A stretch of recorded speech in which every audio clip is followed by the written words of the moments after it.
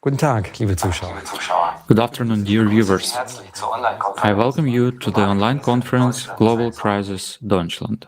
Heute eine Premiere. Zum ersten Mal veranstalten wir, die Teilnehmer des internationalen Projektes Kreative Gesellschaft, eine Konferenz It is dieser the first time that we prepare the conference as participants of the Creative Society at Germany. Participants from Germany, Austria, Switzerland, as well as the larger international team helped to prepare the conference. This conference will be simultaneously interpreted by volunteers into 60 languages. The Creative Society project is an international initiative which is growing by the day and already unites people from 180 countries. The project started 3 years ago as a result of a 10-year social survey and subsequent expert interviews. People all over the world were asked questions like, what kind of society would they like to live in? What should this society be like? What values would be it based on? Is there something that unites us as the humanity, regardless of our background, status, or religion? The way people around the world have answered the questions doesn't surprise us at all. They want to live in freedom, in security, in peace. They want to be respected and loved. This is what the Creative Society guarantees, a society in which human life is the highest value. Have you ever wondered why we cannot live this way? What's really stopping us? After all, everyone has an inner compass, this strive for harmony and happiness. Doch wie leben wir wirklich? But how do we actually live? What conditions surround us? As a society today, we are faced with numerous crises and problems that burden our country as a whole, as well as each individual, making our future look uncertain. The poverty trap, inflation, social division, and climate collapse are just some of the many problems. To get a deeper understanding of the current state of our country, we, volunteers of the Creative Society project, have spent the last few months thoroughly examining the current pressing issues in Germany. To do this, we analyzed information from official sources, conducted social surveys, as well as interviews with experts. While preparing, we came across interesting but also absurd information which surprised and shocked us. We've compiled a large amount of information into an overall picture, which we would like to present to you today. However, our goal is not simply to highlight the problems and shortcomings. Our main priority is to present you with an absolutely realistic and effective way of solving them, the way that will lead us out of crises and absurdity. This is the Creative Society. Today's conference will focus on the following topics.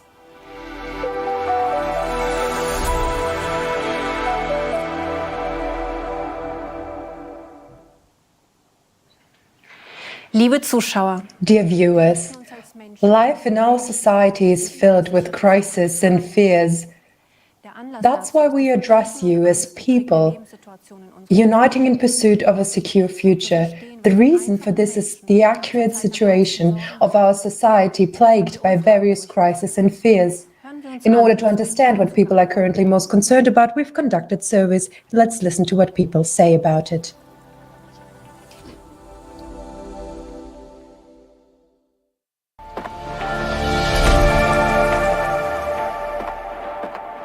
I also think what's happening here in Germany at the moment is very bad, that people feel so insecure. Where is its economy heading right now? Can you still afford everything if you go to work every day? Off the top of my head, I would say what worries me is that many people are in a difficult situation and that many people are, let's say, simply anxious or afraid about the future. How can I cope with that? Can I pay my bills now that we have the energy crisis? Everything is getting more expensive. My major concern is people's health and healthcare provision in the Federal Republic of Germany.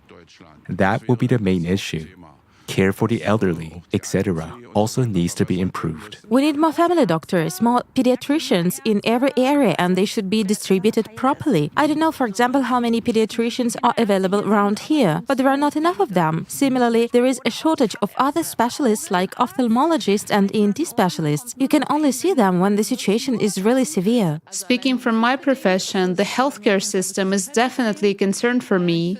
I find it difficult, especially in recent years due to COVID, to see the limitations of the healthcare system. And despite this, nothing visible is being done for nurses, doctors, and all other therapeutic professions.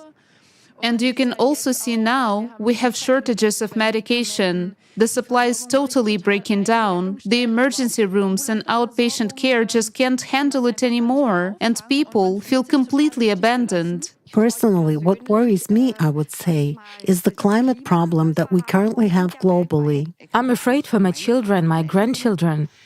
I want them to be able to grow up peacefully and without worries, and not for my 5-year-old daughter to say to me, "Grandma, can houses where we live be also bombed?" I think that's terrible. Time and again, for centuries, there have been talks of peace, but it does not happen in reality. People don't really do anything for that, not even in Germany. Things have happened that didn't actually prevent many people from getting sick and dying. Instead, we should be focusing on improving the healthcare and education systems in Germany and ensuring that people live healthy lives, eat well, work well, and start doing so from an early age. If you don't come from at least a middle class or upper middle class family, you're already off to a very difficult start. And I think it's going to be all the more difficult in the coming years because we, young people, will have to bear more and more tax burden as the population gets older. It is always difficult to find an apartment in a new city when you have to move for that purpose, especially in big cities like Munich or Berlin. The real estate prices are, of course, much higher. And as a student, of course, you can't afford that. Actually, it's utilities and apartment hunting. Yes, we're looking for an apartment now. It's just very difficult because it has become much more expensive. In terms of our profession, we are forced to choose something that brings us money rather than choosing something that really speaks to our heart. Well, I think it would be great if you could say, all right, this way you could really contribute and make a difference, because then people start to act themselves. Yes, we are people. And what about the things that bring us joy, the things that nature gives us? What about those qualities that people really carry inside them? How is that developed? What is the money invested in? They talk about peace, but only a very few people really care about peace. And the gap between the poor and the rich in Germany is getting bigger and bigger. So that every person starts taking responsibility in their own environment. And instead of this, to return to the love that we carry within us and come together, to really say, okay, and make every effort to reach a common understanding and to commit to it, and in general, to show more love as human beings.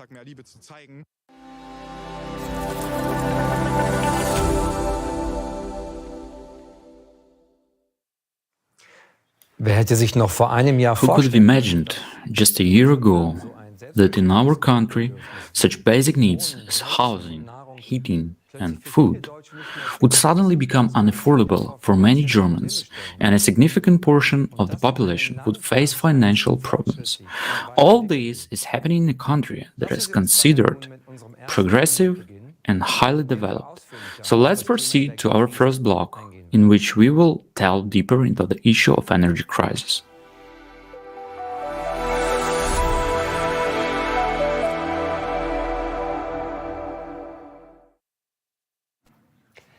Die heutige Energiekrise, in der sich While the energy crisis our country is facing today is a central issue, most people are unaware of the extent to which our choices today predetermine our future. Germany's energy dependency and vulnerability has never reached such proportions. With the flood of information, is it still possible to have an overview of the complex situation we're in? Wir sind inmitten We are in the middle of geopolitical conflicts. We are concluding new energy supply contracts for which new multi-billion-dollar infrastructure has to be built in a very short time. Our energy artery is being blown up in the middle of the day, and no one cares. Renewable energies are being rapidly expanded, while our last nuclear power plants will soon be shut down.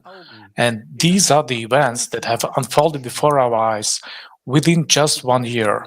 Many people are not aware of the significance of these rapid events because every day we are in a survival state. What has led us to such a situation? The following video sheds light on the background and context of the current energy situation.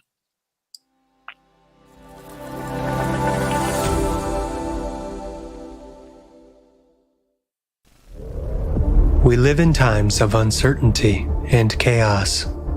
Energy prices are skyrocketing, significantly affecting both the people's lives and businesses. Everything we have been building for centuries is now crumbling before our eyes. Recently, we have experienced unprecedented price growth. Inflation continues to rise, and businesses go bankrupt. This unstable situation puts many people in dire financial straits, and the quality of life is rapidly declining. Many businesses are forced to close because they can no longer afford the ever-increasing costs. It was impossible to imagine that we could be threatened with a blackout, but we have been on the verge of it several times. And now, a blackout can happen at any moment. There is a real danger of overloading the power grid and disrupting the power, water, and gas supplies. In the event of a power outage, communications networks will also suffer. Telephone, mobile communications, and the internet could go completely out of order.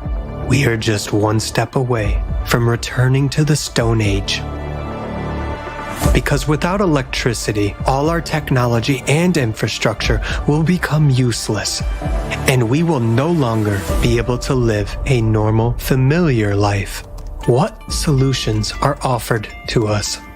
While our taxes are used to subsidize energy companies, we have to wash less often, dress warmer, sleep in heating halls because we cannot afford heating, and because of energy savings. In our world, energy is a commodity traded on the stock exchange. The only winners of the energy crisis are the energy supply companies, which benefit from high prices. What brought us to this predicament? There is an opinion that the energy crisis was provoked by geopolitical conflicts, but the problems began with the energy transition.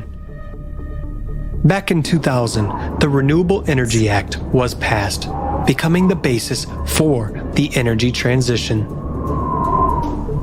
In order to reduce the consumption of fossil fuels such as natural gas, oil, coal, the focus has been placed on promoting renewable energy sources that would generate sustainable and productive electricity.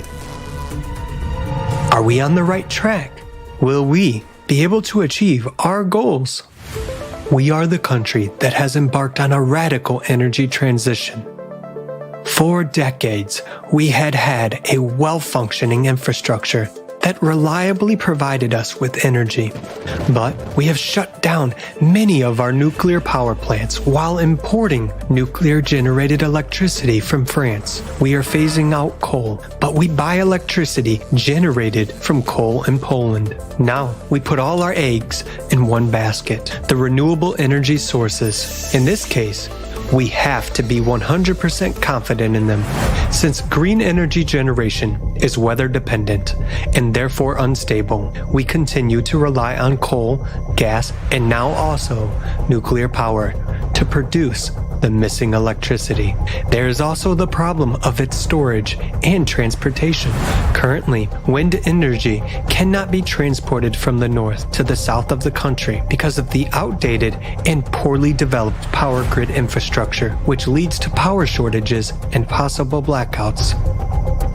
Green energy cannot be the only source of electricity in the country, but for some reason, we focus on it. This only increases Germany's already existing dependence on other countries and the vulnerability of our energy infrastructure. What kind of independence can we talk about if green energy alone cannot cover our needs, and we have to import 70% of our energy today?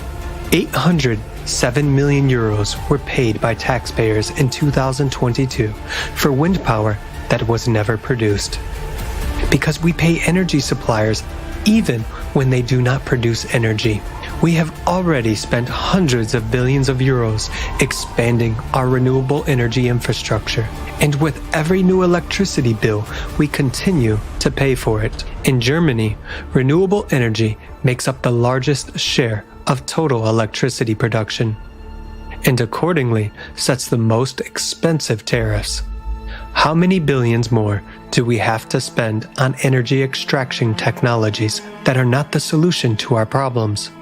Germany has always had the highest electricity prices regardless of geopolitical events, in addition to old contracts that are currently not being serviced but are still in force. New oil and gas contracts are being added from new energy suppliers at much higher prices. Moreover, new liquefied natural gas terminals are being built, which have already cost us 6.5 billion euros in 2022, and billions more are expected to be spent. We can barely keep up with current expenditures due to inflation, and our country is getting even deeper into debt. Who is going to pay for all this? For decades, we have been investing in an inefficient and very expensive green energy infrastructure.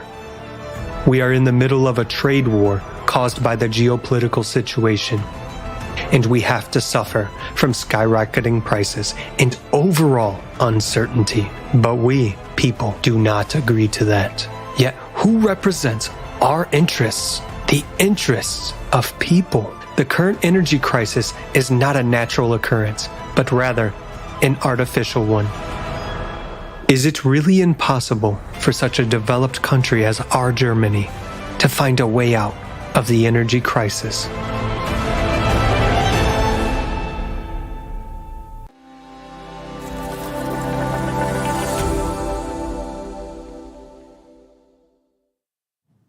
Die Energiekrise ist The energy crisis has reached every household.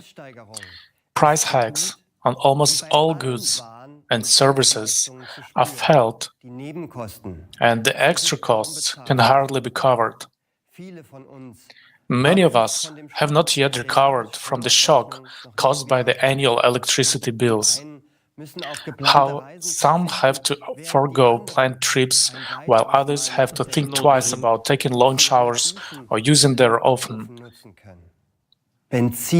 Petrol and driving have become a luxury. Many bakeries, where people used to shop every day, have closed. German businesses are also struggling to survive. Even traditional bakeries with 200-year histories that survived the two world wars and now gone forever. And that has been hard-earned for decades in disappearing before our eyes. The Made in Germany mark will soon become history, because our industry will soon no longer be competitive and companies are already moving their production abroad. This means the collapse of our economy and thus prosperity loss. We have tried to get an overview of the true causes of the energy crisis, but it is extremely difficult for us, citizens. Even though energy is our livelihood and we are ultimately the financial sponsors, We, citizens, are pacified with relief packages, which are like a drop in the ocean. The population is becoming impoverished and has to cut back and economize more and more, while energy companies are making billions in profits from the energy crisis. Why is this happening? Because our system is geared in such a way that all the money flows to the top, and there are enough candidates fighting to get a better place under the sun.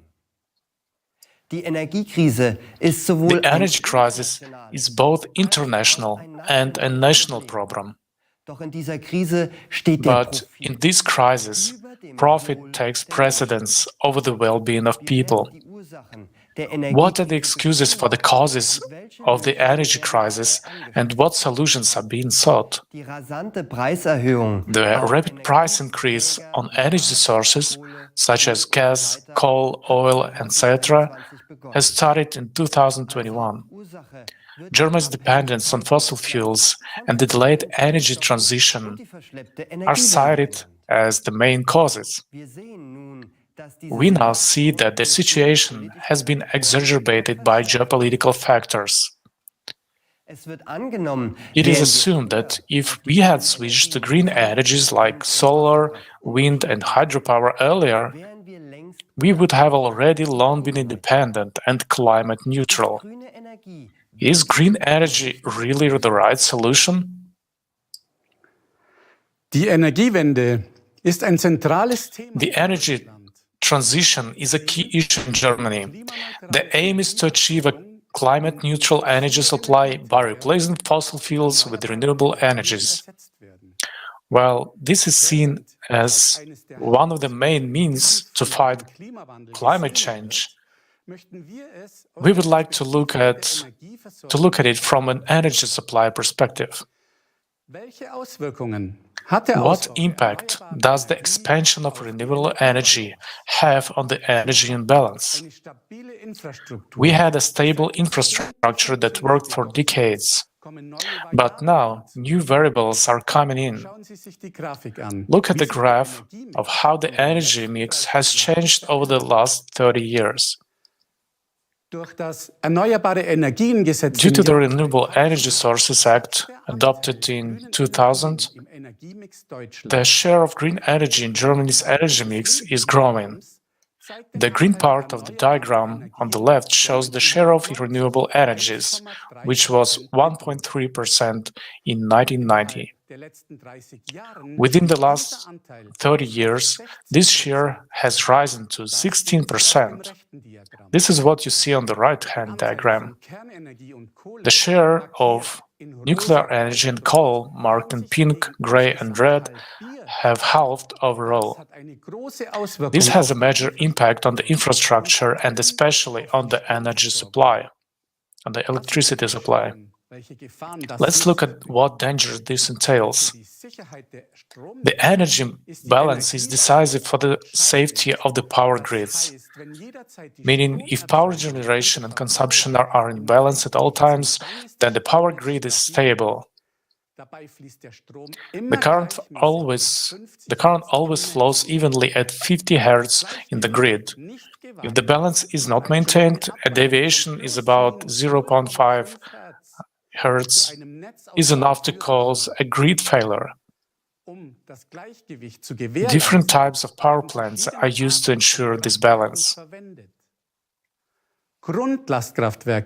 Baseload power plants, such as nuclear power plants, which generate electricity in a stable way but cannot quickly reduce or increase the load and cannot be shut down quickly. And flexible power plants, such as gas, coal, and hydroelectric power plants, which can quickly increase or reduce output when electricity demand increases or decreases. Renewable energy sources are weather-dependent and cannot be used at all times. They also cause unpredictable surges in the grid that have to be balanced. During the course of the day, however, the demand for electricity constantly fluctuates. At night, there is a rapid drop in demand, and during the day, the reverse happens, seasonally too. The demand for electricity also grows, especially in autumn and winter, when it grows many times over. With the rapid expansion of renewables, however, another factor is added, the weather. As a result, it is becoming increasingly difficult to ensure energy balance. Many factors are now affecting the balance in our energy grid, including increasing energy consumption, aging infrastructure, manipulation of energy markets, and climate change.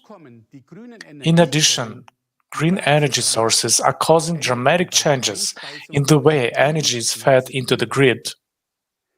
If the energy balance is disturbed, the power grid can collapse, and a so-called blackout will occur. That is the total failure of the entire power grid.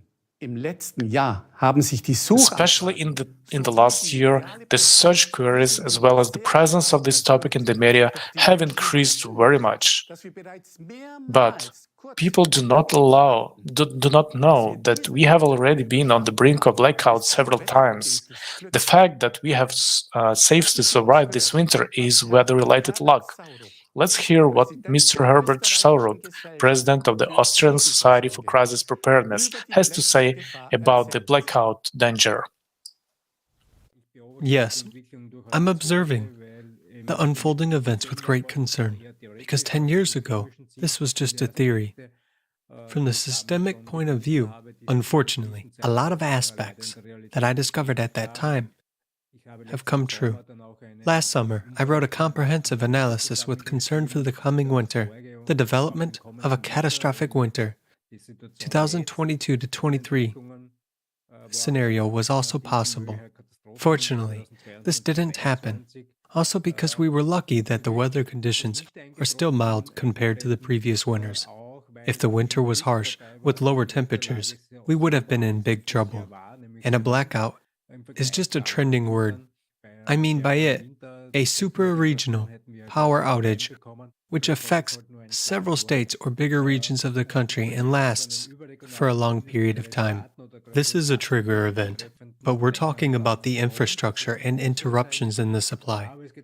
A critical factor is the interruptions in the supply, but not the power outage itself. I try to separate these two. I'm saying that there will be no help from the outside because it has affected everyone, and there are no extra resources. So, this is an incident that we haven't faced before. According to the report prepared by the Office of Technology Assessment at the Bundestag, Germany, for the year 2011, catastrophic events can develop in a matter of a week, and we are not ready for them. In Germany alone, 12,000 overrides were needed to prevent a blackout last year. In 2021, this number was 8,000. The dynamics of the development of events over such a period of time gives us a clear picture. While 20 years ago, such overrides were a rarity. It's important to know that we don't have national power supply systems, neither German nor Austrian, but there is a single European system, managed by 32 operators of the energy supply system in Germany, 4 of which run from Portugal to eastern Turkey, and from Sicily to Denmark, and all of them must be constantly balanced. In other words, energy cannot be stored. It must be produced exactly in the amount that is being used at the moment. And many people don't know about it. It's become complicated only in recent years, since more and more parts of this process have come into play. On the one hand, more plants are being built due to the energy transition, more photovoltaic installations and wind farms. On the other hand, all this must be somehow made regulated and controlled with the help of digital technology. An important factor is the existing reserve of previous large power plants. These are generators that produce electric energy. And the problem is that we want to shut them down on a large scale, or we have already done it. And this happens in Germany, where they almost phased out the use of nuclear, coal, and pretty much gas power. Amid all these events, there is a lack of stability, which means that if there is a power outage due to a series of unfortunate events, there is a great possibility that it would be impossible to stabilize the situation in this region. And this will be a large-scale power outage. The problem is that this safety technology was developed for the system that will soon cease to exist or will be used less and less due to the energy transition. There are many professional energy officials, particularly highly educated technicians, who talk about it openly, but no one listens to them and no one takes their concerns seriously. We as a society also must be prepared for such events because, unfortunately, we cannot trust the people that make decisions, but do not possess this foresight at the political level, as many things are pretty much driven by ideology, and with little understanding of technical issues, because infrastructure is a project that lasts for decades, and it is not possible to change plans within a few months. And we saw that last year. On the one hand, nuclear power phase-out was delayed again, and on the other hand, coal-fired power plants that should have been dismantled were brought back. Meanwhile, there are more and more officials who are doing nothing and saying, "We'll wait and see what's going to happen," which can be dangerous. My main critical concerns regard the fact which I failed to understand over the past 10 years: who coordinates everything in Europe? Distribution system operators are still working perfectly and are well coordinated, and yet they are saying that since they don't know where and what is turned off, or where and what is generated, they are unable to adapt to such changes as rapidly as various decisions being made lately in political circles. And this is the problem of Germany, first of all. We always make the second step before making the first one, meaning we turn something off before we find a replacement for it. And later, some averaged indicators in research supposedly prove that it works. Yes, everything works on paper, especially with averaged indicators. Yes, France has enough nuclear power, Poland has enough coal. There is enough in the system. But there should be enough, not only in the system, there should be enough at the regional level. Because if there is no current reserve in the northern part of Germany, or in the European region of Denmark, there would be instability, which could lead to big catastrophes. As we can see, Germany's power supply is tied to the synchronous continental European power grid, meaning that any instability or a blackout in Germany can trigger a chain reaction throughout the European Union. While we are talking about sustainability and independence, there is an increasing risk that our security will be challenged. Can you imagine these implications? Nothing gonna work anymore. Absolutely nothing. It's not about household electricity only. Safe water and food supplies, public transport, mobile networks, sewage systems, and so on, all will come to a standstill since they all need electricity. The world is just looking at Germany in disbelief. The world's stupidest energy policy. These are the headlines of the international newspapers. Not a single country has come up with the idea of simultaneously shutting down traditionally reliable baseload power plants, such as nuclear power plants, and switching to unreliable renewable energy sources. We luckily managed to make it through the winter, but the last nuclear power plants are set to be decommissioned soon. We'll be as lucky next winter as we were this year. With the growing share of renewable energy and the simultaneous phase-out of conventional energy sources, it is becoming increasingly difficult to maintain the most important aspect of the energy supply, the energy balance. Green energy is weather-dependent and therefore unstable. When there is no wind, not enough light on the cloudy days or at nights, or too much sun and wind, green energy sources create highly unpredictable fluctuations in the power grid, which have to be compensated by the fossil-fired power plants. It is these energy sources that are about to be shut down and in the near future because they are not environmentally friendly. But how do they in fact cope with winter recessions?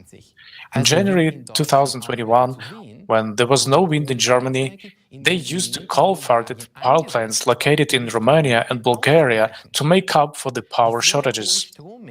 However, a very large amount of electricity that had to be transmitted through the grid in several countries caused the power system in Croatia to collapse, leading to power outages in certain parts of Europe. Energy experts emphasize that we barely managed to avoid the Europe-wide blackout. But if too much electricity is produced, the stability of the grid must also be ensured. The solution would be to store this electricity. One such example can be found today in Australia. Australia paid $200 million to build and install a 100 megawatt battery storage system.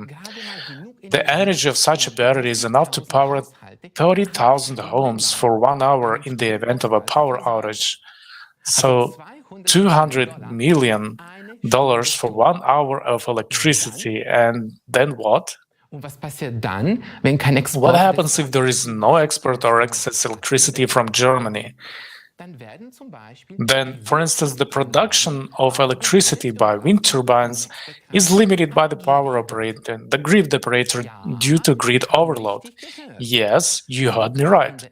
Even in an energy crisis, the capacity of wind turbines is intentionally limited, even when there is sufficient wind. As consumers, we are urged to conserve energy, yet we are paying for electricity that is not even produced. Last year, only 800 million euros were spent on this. Isn't that absurd? By 2030, at least 80% of total electricity consumption will have been covered by renewable energy sources, which are to become the main source of energy in the power supply. According to the Düsseldorf Institute of Competition Economics, the chaotic energy transition to alternative energy sources will cost us citizens more than 500 billion euros by 2025. And there are estimates that the total cost could amount to 1 trillion euros by the end of 2030. That's about 10,000 euros per German citizen. Let's take a look at the infrastructure and see how far this money has actually taken us after 20 years of energy transition. Electricity generated from wind power, which is planned to be increased threefold in the north of the country, cannot currently be transported to the south, as there are simply no power lines for this. Municipalities are already suing against the expansion of these power lines. Even with optimistic projections, the expansion will not be achievable in the next 7 years. In Bavaria, where green energy is produced in large photovoltaic plants, it cannot be fed in the grid due to the old and completely overloaded network. Another aspect of the energy transition is the substitution of electric cars and their charging stations. The same applies to massive expansion of heat pumps, because according to new legislation, from 2025 onwards, neither oil nor gas heating systems may be installed. The Federal Network Agency even warns that if we continue to charge electric cars at the charging stations and expand the use of the heat pumps, there will be massive problems with the power grid infrastructure, and this may lead to power outages. Wasn't the last 20 years enough time to understand that green energy is not our path to independence? The extreme energy insecurity and increased risk of blackouts due to the expansion of renewables is far from the whole story. Renewables are driving us into economic ruin for a promise that is not being fulfilled. Germany pays the second largest electricity prices in the world, while even our neighbors pay less than half of what we do. Prices are driven up artificially by trade wars, which lead to a scarcity of energy sources and speculation in the electricity market, where one can buy cheaply and sell at higher prices at the right moment. Another price driver is the so-called merit order principle. This states that every day, regardless of the energy source, the producing power plants are ranked in order from the cheapest to the most expensive. The last power plant in this sequence, that is the most expensive one in electricity production, which is connected to cover the electricity demand at the moment, determines the selling price for all other producing power plants according to this principle, even if they actually produce significantly cheaper electricity. An example from 2022. If only one very expensive gas-fired power plant is needed, then all other nuclear, coal, solar, and wind power plants will receive the highest price corresponding to the gas-fired power plant. If the power plants that produce cheap electricity could pass on the price, our electricity prices in the current situation will be much cheaper. However, since the last base load power plant is usually a gas-fired power plant, and gas prices are currently high and will continue to be high, consumers end up paying high costs that arise from expensive fossil fuel, that is, gas. The winners in this case are exactly the green electricity producers who produce electricity much cheaper. This is an artificially created price driver. In Germany, pure green electricity from renewables is advertised, but even if you don't have a green electricity tariff, you pay for the expansion of renewables, whether you like it or not. Until July 1st, 2022, all customers finance the EEG levy with every electricity bill. This is a surcharge to promote energy production from renewable energy sources under the Renewable Energy Sources Act, EEG. Let's take a look at the breakdown of the electricity prices. In 2021, taxes accounted for more than half of the electricity price. The EEG levy, at 6.5 cents per kilowatt-hour, accounted for more than 1/5 of the total electricity price. From January 2023, we celebrate the abolition of the EEG levy, which was already decided in 2021. But at the same time, the National Emissions Trading Scheme, the so-called CO2 tax, was introduced. This will be raised every year. This means that we are not only burdened by our electricity bills, but also pay the so-called CO2 tax for every product, every service, and every commodity that is produced, delivered, heated, or cooled with or through fossil fuels. The only thing that has really changed for us is that the price is no longer shown in the electricity bill. Green electricity, as it is called, should benefit the environment, and all efforts and extreme costs are aimed at this. But how green is green energy really? Let's watch a video on this topic.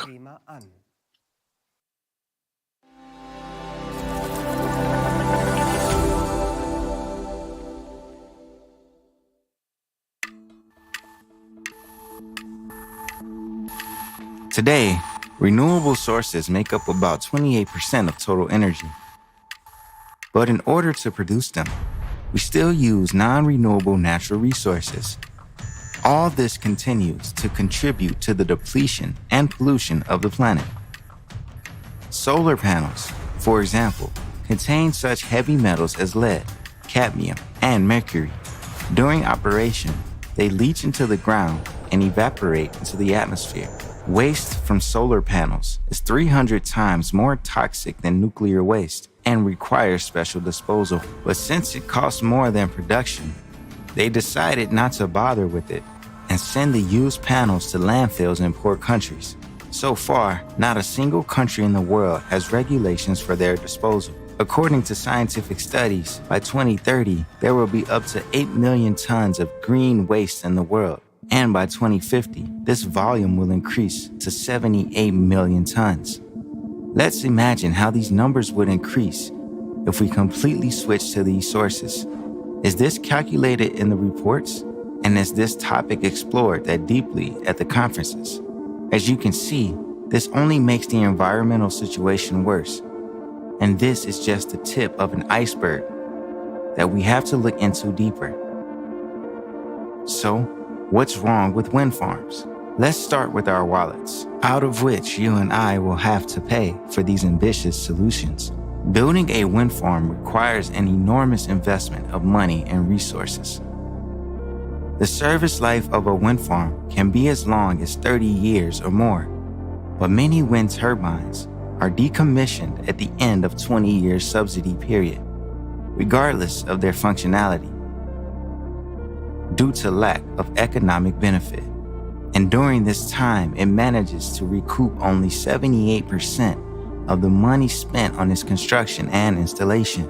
We are not even talking about maintenance, which implies building special purpose vessels, expensive utility high-rises, and constant replacement of blades. One wind park requires more than 500 tons of lubricants, which is comparable to 9 tank cars of railway trains, which, by the way, are also produced from non-renewable resources of the planet. Just think about it. The size of the turbine blades can be as big as the length of a soccer field. And do you know what they are made of? That's right, of that very plastic that we continue to struggle with so unsuccessfully around the world. Due to their gigantic size and hazardous chemical composition, they can't be recycled. So the classic solution is that the blades are taken to landfills or exported to other countries for a fictitious recycling. This, therefore, poses an insurmountable problem for our environment. The need to produce lightweight and strong rotor blades leads to another critical problem: the use of balsa wood. Currently, according to the German Federal Environmental Agency, more than 90% of the balsa wood harvested worldwide is used in wind turbines. The rest is split between yacht construction and model building. To meet the demand, loggers and traders loot the Amazon rainforest for balsa wood reserves. They have spared neither indigenous territories nor those of nature reserves, and this has led to serious social conflicts. The felling of balsa trees is detrimental to nature. This species performs important ecological functions and protects the banks of rivers from erosion. In the year 2021 alone, the company consumed almost 26,000 tons of balsa wood. That's 170,000 balsa trees. After all that, do you still think wind power is environmentally friendly? Now, let's take a look at the downside of hydropower. 63% of the world's major rivers are blocked by hydroelectric dams. At that, dam failures and breaches put lives at risk, and the planet's ecology suffers. Hydroelectric power plants directly affect the bowels of the earth. Millions of tons of water in reservoirs press against tectonic plates, causing man-made earthquakes. Moreover, according to a recent study by the World Wildlife Fund, hydropower production is no longer reliable because rivers are drying up due to the current climate crisis. We keep being persuaded that alternative sources will improve the environment and solve the issue of climate change. Why? Where does such pushy advertising of green energy and show of concern for us come from? After all, it is not profitable for the states that are forced under pressure to subsidize these projects and buy this energy at 5 times the price of traditional energy. Germany is a prime example. By shutting down most nuclear power plants in favor of green energy, it has hit a dead end. On the most productive days, green technology generates only 17% of total energy consumption. So today, it has to buy energy with huge amounts of taxpayer money from the same non-green nuclear power plants in neighboring countries. Isn't that absurd? There's also another important fact worth noting. Renewable energy depends on the sun and wind, So it must either be used immediately or accumulated. Yet, electricity is a complicated and expensive commodity to store. Let's calculate how many batteries are needed to store electricity and use it during periods without wind or sun, or during emergencies. Just imagine, an average two-person family consumes about 235 kilowatts per month. About 100 batteries of 2.4 kilowatt would be needed to cover one family's monthly electricity needs. Now let's recall that a battery is the conversion of electrical energy into chemical energy and back again. To create them, harmful chemicals are used that cannot be recycled. And in order to produce cobalt, child labor in underground mines in the Congo is used. All this is done to allow us to breathe supposedly clean air. Now to summarize, with such aggressive promotion of alternative energy sources, are we taking into account their low efficiency factor and impact on ecology? Considering all the above, we should answer the following questions together. Should we actively develop alternative energy if it has so many disadvantages? Is it beneficial for us as humanity today? Or should we put our efforts to find a more effective solution?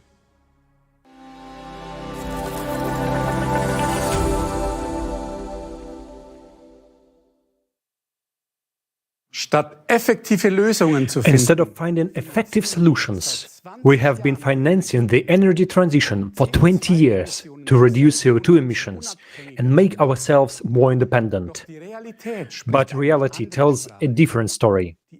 Germany's dependence on both other countries and fossil fuels is growing. Let's take a look at how absurd and precarious the current situation is. The label green energy is just marketing and has nothing to do with sustainability and environmental protection. This is true greenwashing. They want to reduce CO2 emissions, but they are shutting down nuclear power plants first, even though they have been classified as green and sustainable by the EU Commission. Instead, we are buying nuclear power from France and the Czech Republic. The coal phase-out is planned for later, even though coal burning produces more emissions. Is it more sustainable to import additional coal-fired power from Poland as well? We prohibit the extraction of liquefied natural gas through fracking in our country, as it is very harmful to the environment, but we have no qualms about buying it from the USA. Delivery by huge tankers over thousands of kilometers leaves a bad CO2 footprint. It cannot even cover our demand, not to mention that it's much more expensive than the cheap and widely available natural gas. In addition, we bear the cost for the new infrastructure, namely the LNG terminals and pipeline construction, estimated at 10 billion euros by 2038. The cost of the energy transition will amount to 500 billion euros by 2025. And what result do we have to show for it?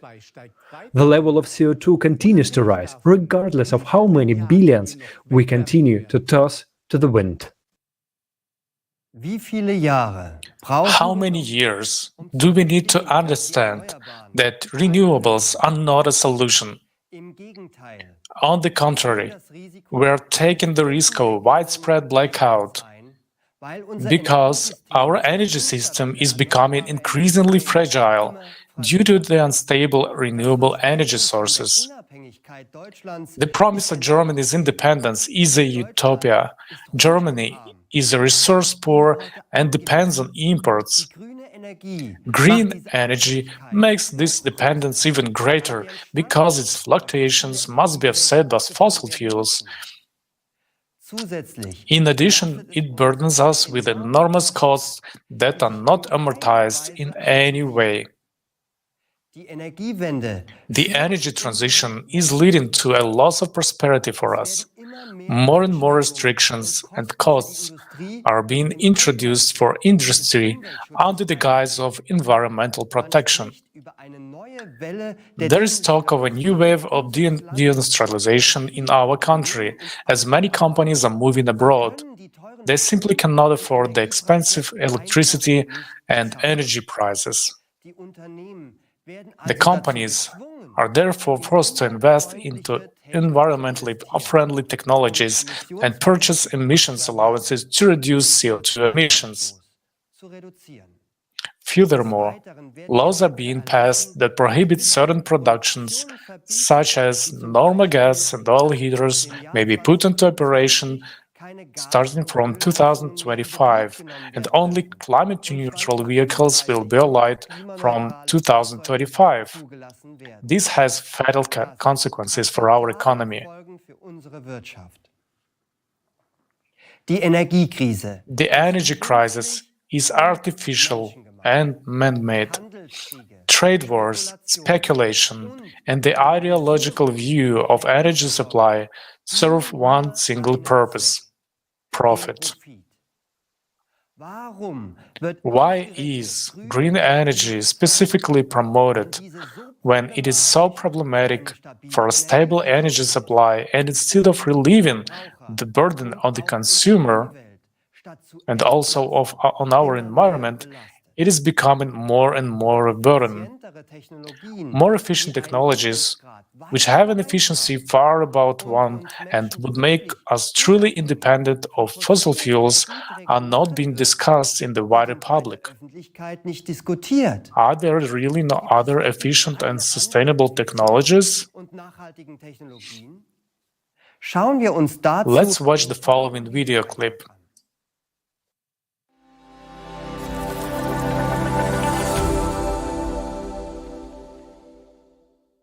Right now, we are totally dependent on our planet's non-renewable resources or weather conditions for our power industry. In the pursuit of producing more power, we are destroying nature. Also, we are jeopardizing our own lives. If this is the limit of our dreams and technological capabilities, we need a new technological leap, and we are able to do it now, but only on one condition. First, let's understand how realistic such a leap is and what benefits each person would gain from it.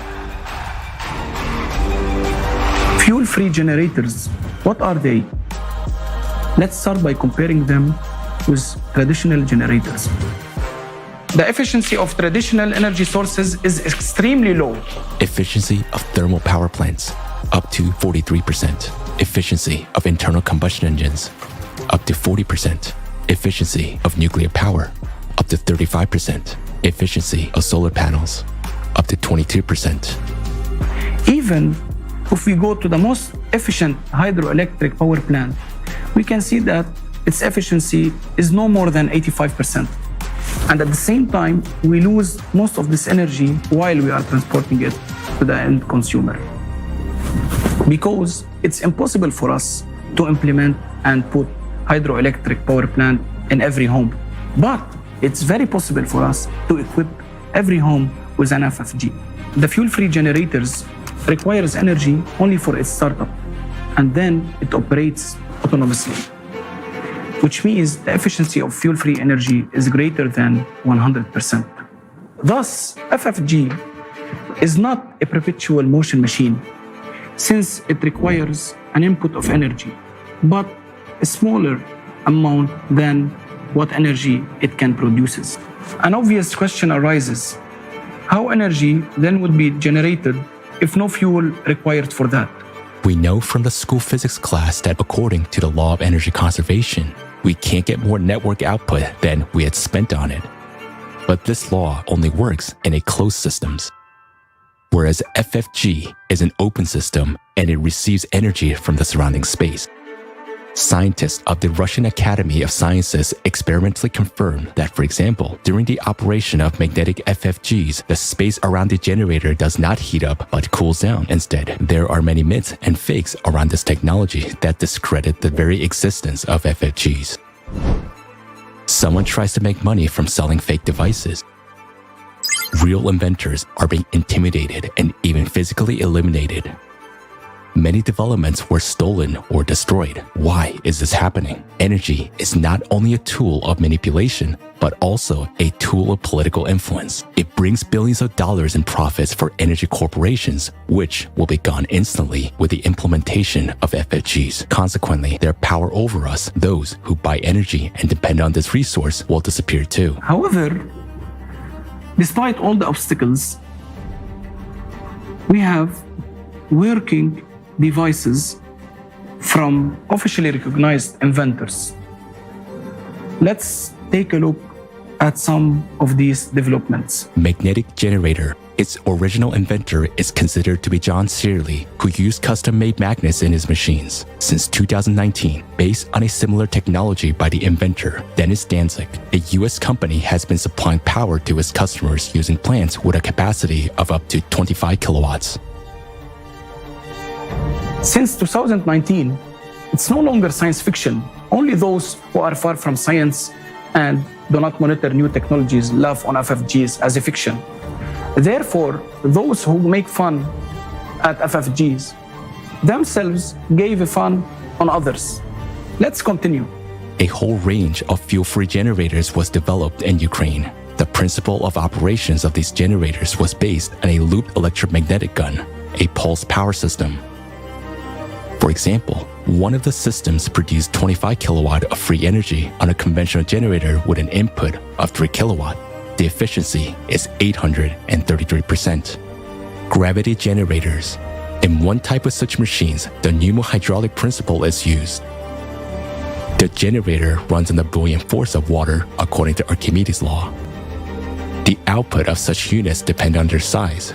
The most famous generator of this type is called kinetic power plant. It is also known as Roche generator. Such generators are produced by a German company which has branches in Mexico, Serbia, Switzerland, and Colombia. According to official expertise, the compressor of the generator of one of its units consumes 4.5 kilowatt, while a generator itself produces 11 kilowatt of electricity. That is, the efficiency is more than 200%. How much is that? Is a typical country home power consumption. 6 kilowatts per hour. Radio wave generators.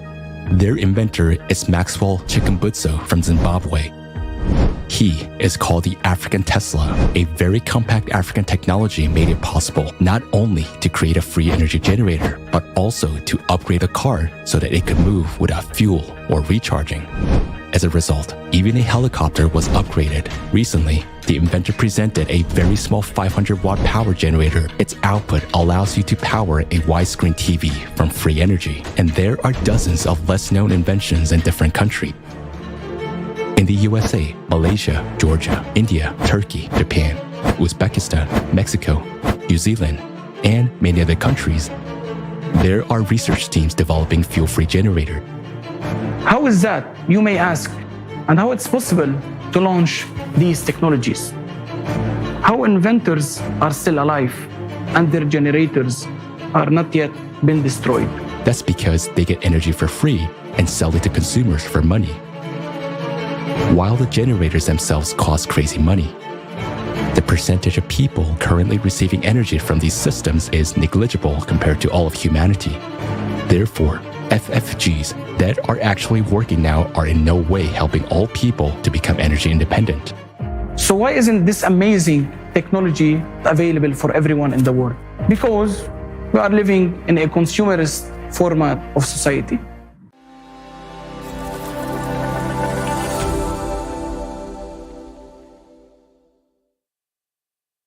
Wie wir gesehen haben, gibt es bereits. As we can see, there are already technological solutions that can provide a fuel-free, efficient, and safe energy to the population. Many who have watched this video are asking, why do we have to keep paying our electricity bill? Why don't we nationalize fuel-free generators and provide everyone with free energy surely would be a logical solution for the energy crisis. Imagine if every household had such a device at their disposal and there was no such thing as utility bills anymore.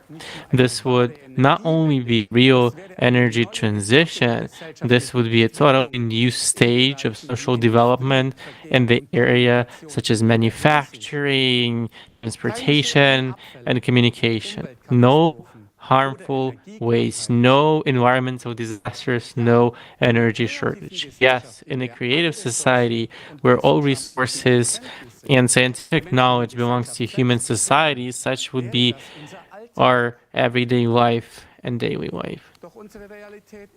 But our reality is different. In the profit-oriented society, all conditions are created to turn essential resources into a business. There are wars for new markets, speculations and open terrorist attacks on civilian energy infrastructure. Even the air is taxed.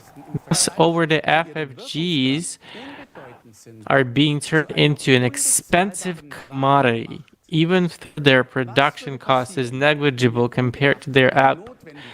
What would happen if tomorrow we introduce such technologies as FFGs worldwide without changing the format of society? Many millions of people employed in the energy sector would become unemployed overnight. Their families will lose their livelihoods. The ensuing economic collapse this makes, as well as mass social unrest, would plunge the world into chaos in addition to already existing crises. Because in today's society, people are not protected. The energy, just like the human life, is just a commodity. What would be the best thing for all of us?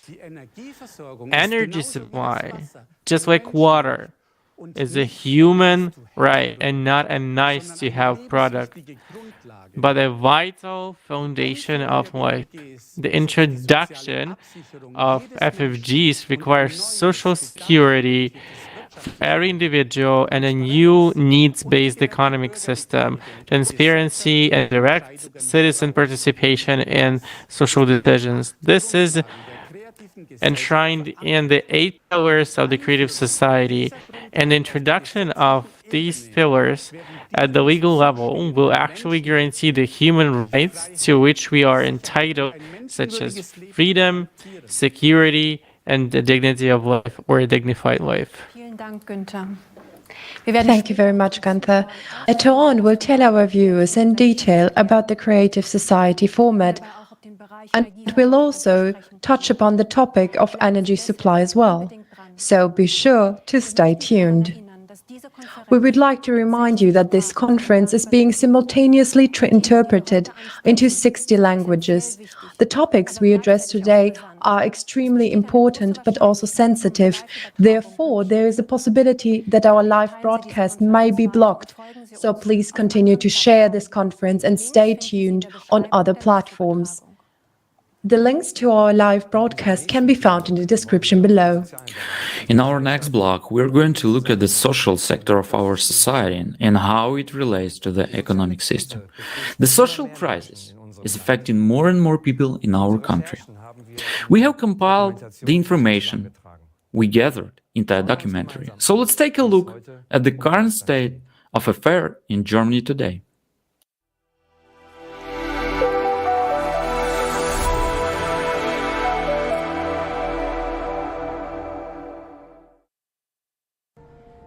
How is a country's wealth measured? Germany is considered a rich country. We have billions of euros in tax revenue and a growing economy. Then why is the poverty rate also increasing? As a result of inflation and rising cost of living, the general level of welfare in Germany continues to decline. Is the image we have of Germany correct? Are we still a thriving welfare state? Let's find out together. Poverty.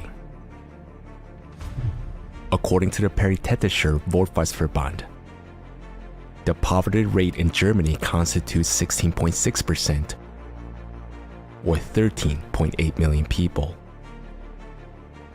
More than 11% of the population live below the poverty line. Single parents and students are especially affected. 41% of single-parent families live in poverty. According to the Federal Statistical Office, in 2021, nearly 38% of students had a monthly income below the poverty line. The growing poverty in Germany is particularly visible in the barely manageable number of people turning to food banks. In February 2022, more than 2 million people visited 960 food banks daily. These included homeless people, refugees, citizens living on welfare benefits, as well as retirees and single parents. People from the low-wage segments are also increasingly turning to food banks for help. The poverty risk rate for people over 65 increased from 14.7 to 17.4% between 2018 and 2021. According to a press release from the Federal Department of Housing, Urban Development and Construction, in January 2022, a total of 263,000 people in Germany had no permanent residence. Poverty has an impact on early mortality as well. In Germany, the difference in mean life expectancy between the lowest and highest income group is 11 years for men and 8 years for women. Poverty among children. Today, nearly 1 in every 5 children in Germany lives in poverty. Often, people who grew up in difficult and disadvantaged conditions remain trapped in a cycle of social insecurity throughout their lives. About 40,000 youth and young adults are at risk of becoming homeless. Poverty in old age. The next most vulnerable group is people over 65, and according to forecasts, the level of poverty in this group will keep increasing. A study showed that more than half of the current working 55 to 64-year-olds will have 700 euros less per month when they retire if they make contributions only to the government pension fund or employer's pension insurance. This means that more than 2/3, 69% of people who are about to retire will fall below the poverty line. More than half of the workers who have contributed to the pension fund during their long working lives may find themselves in poverty instead of a secure and comfortable retirement.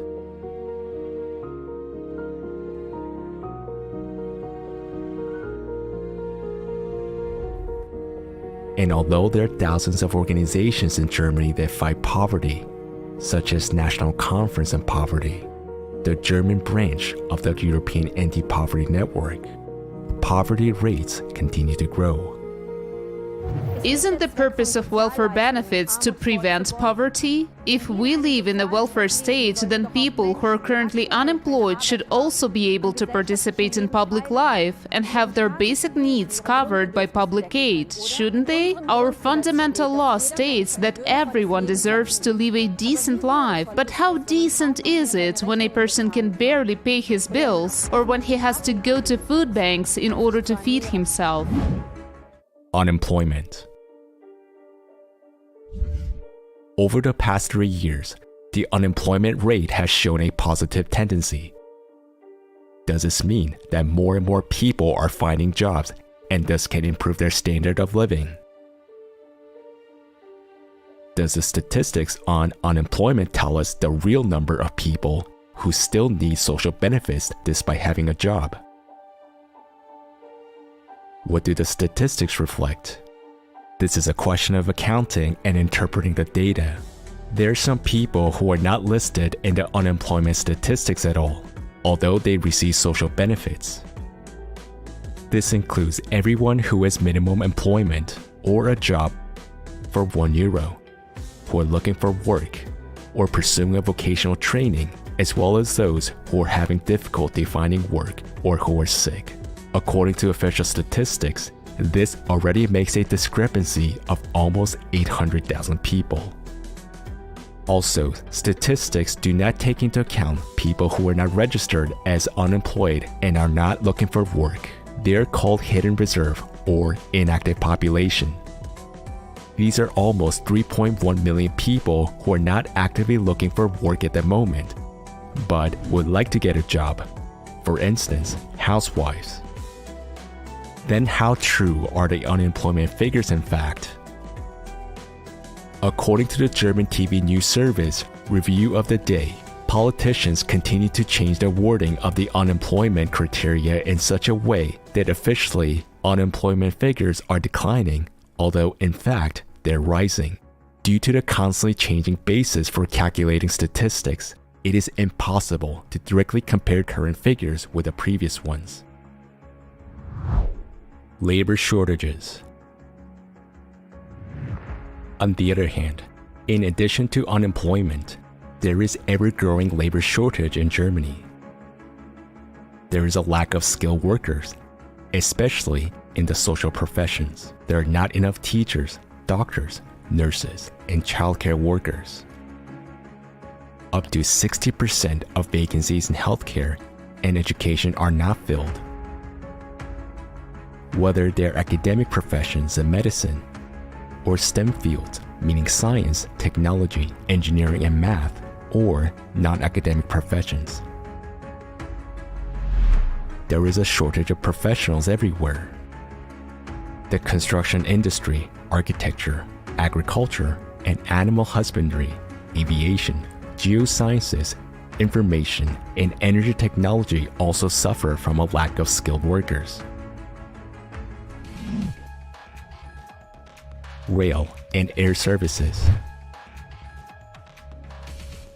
Staff shortages and sick leaves led to mass delays and cancellations of rail and air traffic last year.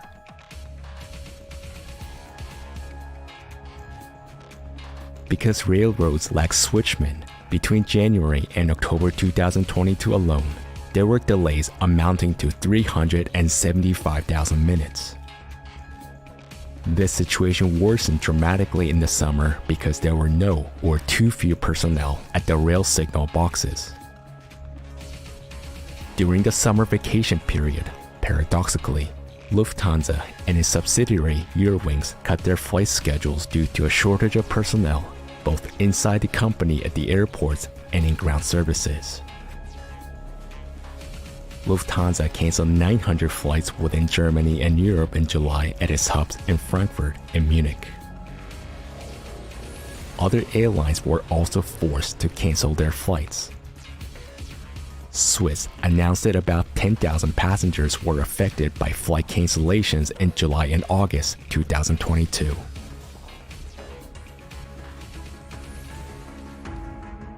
In December 2022, the number of vacant jobs for skilled professionals reached 1.2 million. Compared to the same month of the previous year, the number of vacancies increased by 44,000. That is a 2.9% increase. The number for the year 2022 were the highest in 10 years. In addition, there are a large number of job positions available for unskilled workers. In 2019, the German Economic Institute (IFE) published a study indicating that more than half of the 753 professionals examined experienced labor shortages. According to studies, the skilled worker shortage is now jeopardizing companies' success even greater than rising prices for energy and natural resources. Nearly half of all companies in Germany are forced to cut their operations due to staff shortages. The labor shortage is currently costing Germany almost 100 billion euros. It's weird. On the one hand, we have a large number of people looking for work, but on the other hand, there is a huge shortage of skilled professionals in many industries. So what's the missing link between the people who are looking for work and the companies that are struggling to fill their vacancies? It seems absurd. Housing market. The general crisis has also reached the housing market. Housing is in short supply. The German market is in absolute state of emergency. Already in 2020, 8.5 million people in Germany were living in overcrowded apartments. The problem continues to grow. Experts at Deutsche Bank are already sounding the alarm.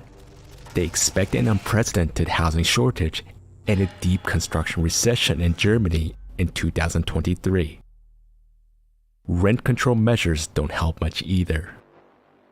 When housing is in short supply, people are forced to pay inflated prices per square meter because competition among tenants for every available apartment is so fierce that people have to take what they can get.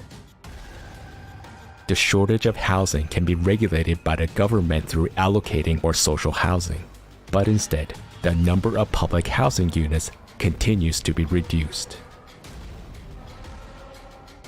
Between 2006 and 2019, the number of social housing units decreased from 2.1 to 1.1 million. About half of state-owned social housing became private property. In addition, fewer and fewer new buildings are being built. Supply shortages during the pandemic led to higher prices for building materials, ranging from wood to steel. And then came the shortage of construction workers, and finally, the cost of heating skyrocketed. Because of rising interest rates, fewer and fewer people could afford to buy a home. In Germany, every child is given a tax number at birth, but apparently no thought has been given to their enrollment in school. Because how else can one explain the fact that in many cities an old and partly dilapidated school building awaits the children on this day? Mold on the walls, restrooms in need of renovation, and broken heating systems. Many school buildings in Germany have not been renovated for decades. As early as 2017, there were reports of dilapidated schools in Germany. Now, 5 years later, reports of the catastrophic condition of Germany's school buildings have surfaced again. For decades, the renovation and construction of new schools have been neglected. And this has had fatal consequences. Almost everywhere, there is now lack of suitable rooms for modern full-day education. Childcare facilities. The situation is no better for the youngest children. Germany currently lacks around 384,000 daycare places. In a Tagesspiegel newspaper report, an expert warns that the system is on the verge of collapse. Childcare groups are short of staff to take care of the children, despite the fact that mothers are forced to rely on these places due to financial pressures. Education.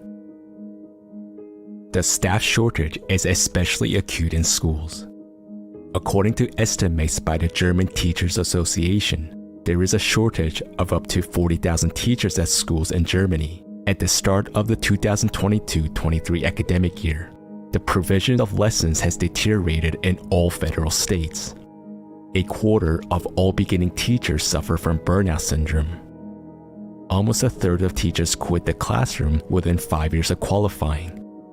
The teacher shortage has been around for several years already, so it cannot be explained by the recent influx of immigrant children. Pupils are also increasingly suffering due to lack of teachers, since many schools cannot provide lessons according to the planned schedule. The German education system has become outdated both in its structure and in many of its methods.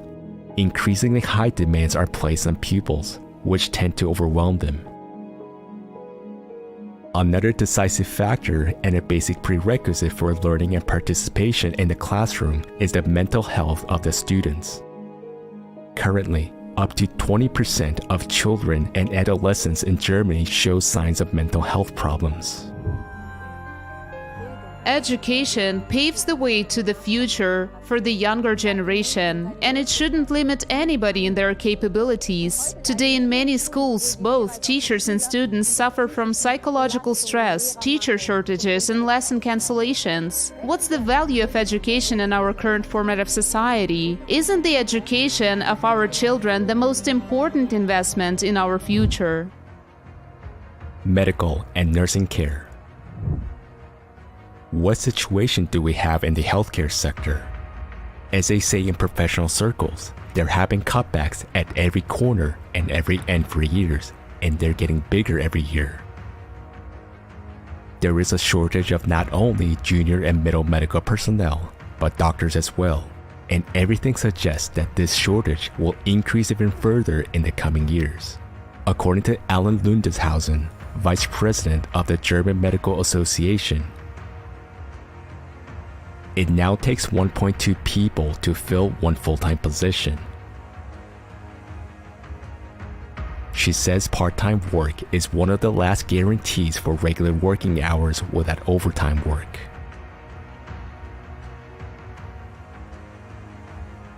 Doctors can hardly manage ever-increasing bureaucracy, which leaves less and less time for contact with patients.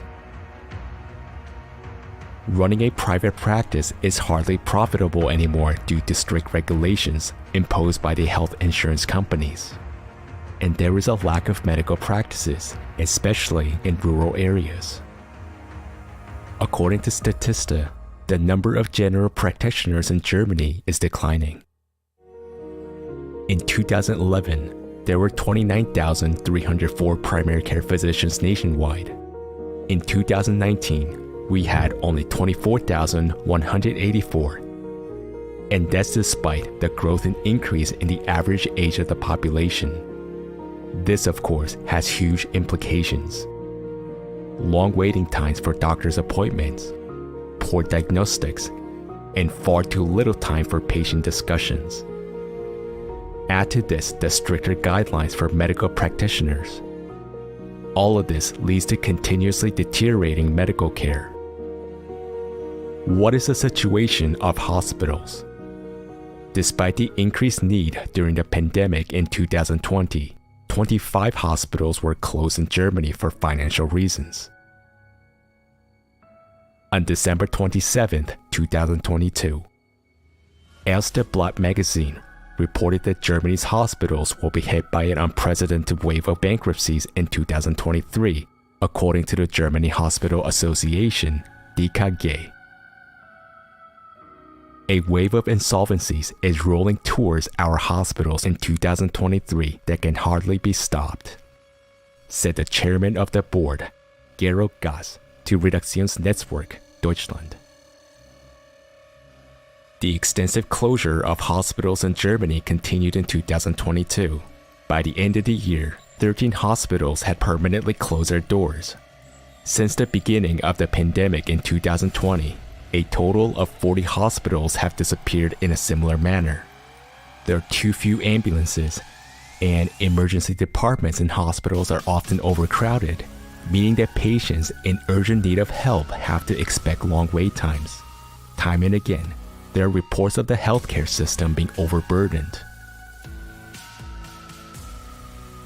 In addition to lack of qualified personnel, another problem is the increasingly acute shortage of medicines. There are only two major manufacturers left in Germany for the pharmaceutical active substances that are relevant to the supply. On the global market, pharmaceutical manufacturers and distributors find it more profitable to supply products to countries where prices are higher than in Germany. Quality deficiencies in manufacturing, production problems or failures, delays in raw material deliveries, or even outright discontinuation of products by manufacturers. These are the realities of today. 68% of the production sites of certain active ingredients for Europe are located in Asia, says a study by the FAFA Pharmaceutical Association. Europe's high dependence on Asian active ingredient manufacturers is therefore problematic. In October 2022, Focus magazine published a list of medicines affected by supply shortages. This list includes about 300 drugs. So much for our current healthcare system. Healthcare should not be subject to profit maximization. Hospitals are being closed despite the growing number of patients. Doctors experience extreme work pressure due to difficult and stressful working conditions. Shouldn't human life and health come first? What about the mental health of the population? Mental health. A disturbing trend is also revealed in the rising number of depressions and other mental illnesses in Germany, which is actually higher here than in most other countries, with 5.2% in 2022. Germany is among the 16 most depressed countries in the world. More than 11% of women and 5% of men suffer from depression in our country. More people have died in Germany from suicides than from drugs and traffic accidents combined. The majority of these suicides were caused by depression, which was often inadequately treated due to lack of places to receive therapy. According to the Federal Association of Psychotherapists, the average waiting time to receive psychotherapy in Germany is 20 weeks. Violence. A great fear shared by many people, and especially parents, is the fear of violent crime. In August 2022, the Review of the Day TV news program reported that an average of 49 minors had been victims of sexual abuse in Germany last year per day. There has been a 53% increase in the distribution, acquisition, possession, and production of sexual abuse images over the past year. This is in addition to a 10% increase in physical abuse, as well as dramatic increase in the distribution of abuse images among minors. Last year, for example, 17,704 children under the age of 14 were victims of sexual violence. 2,281 of them were under the age of 6. Is this the world we want to live in? It's hard to comment on the inhumanity in which we live. It's painful to realize that adults can harm children instead of protecting them. Isn't it our duty as a society to put a stop to this? According to statistics, every third woman in Germany has been a victim of physical and/or sexual violence at least once in her life. About every fourth woman has been a victim of physical or sexual violence by her current or former partner at least once.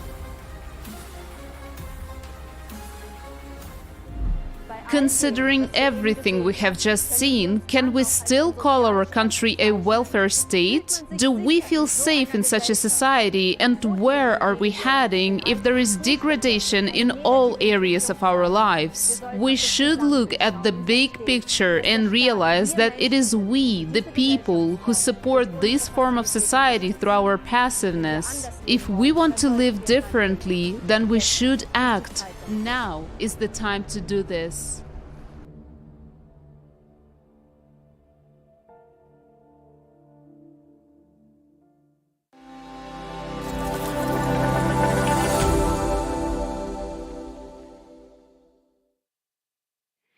Sollte nicht jedem Menschen ein würdevolles Shouldn't everyone have the right to a decent and secure life?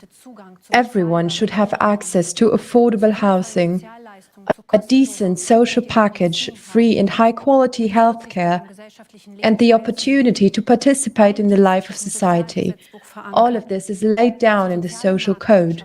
Our social market economy must guarantee freedom, social welfare, and social justice.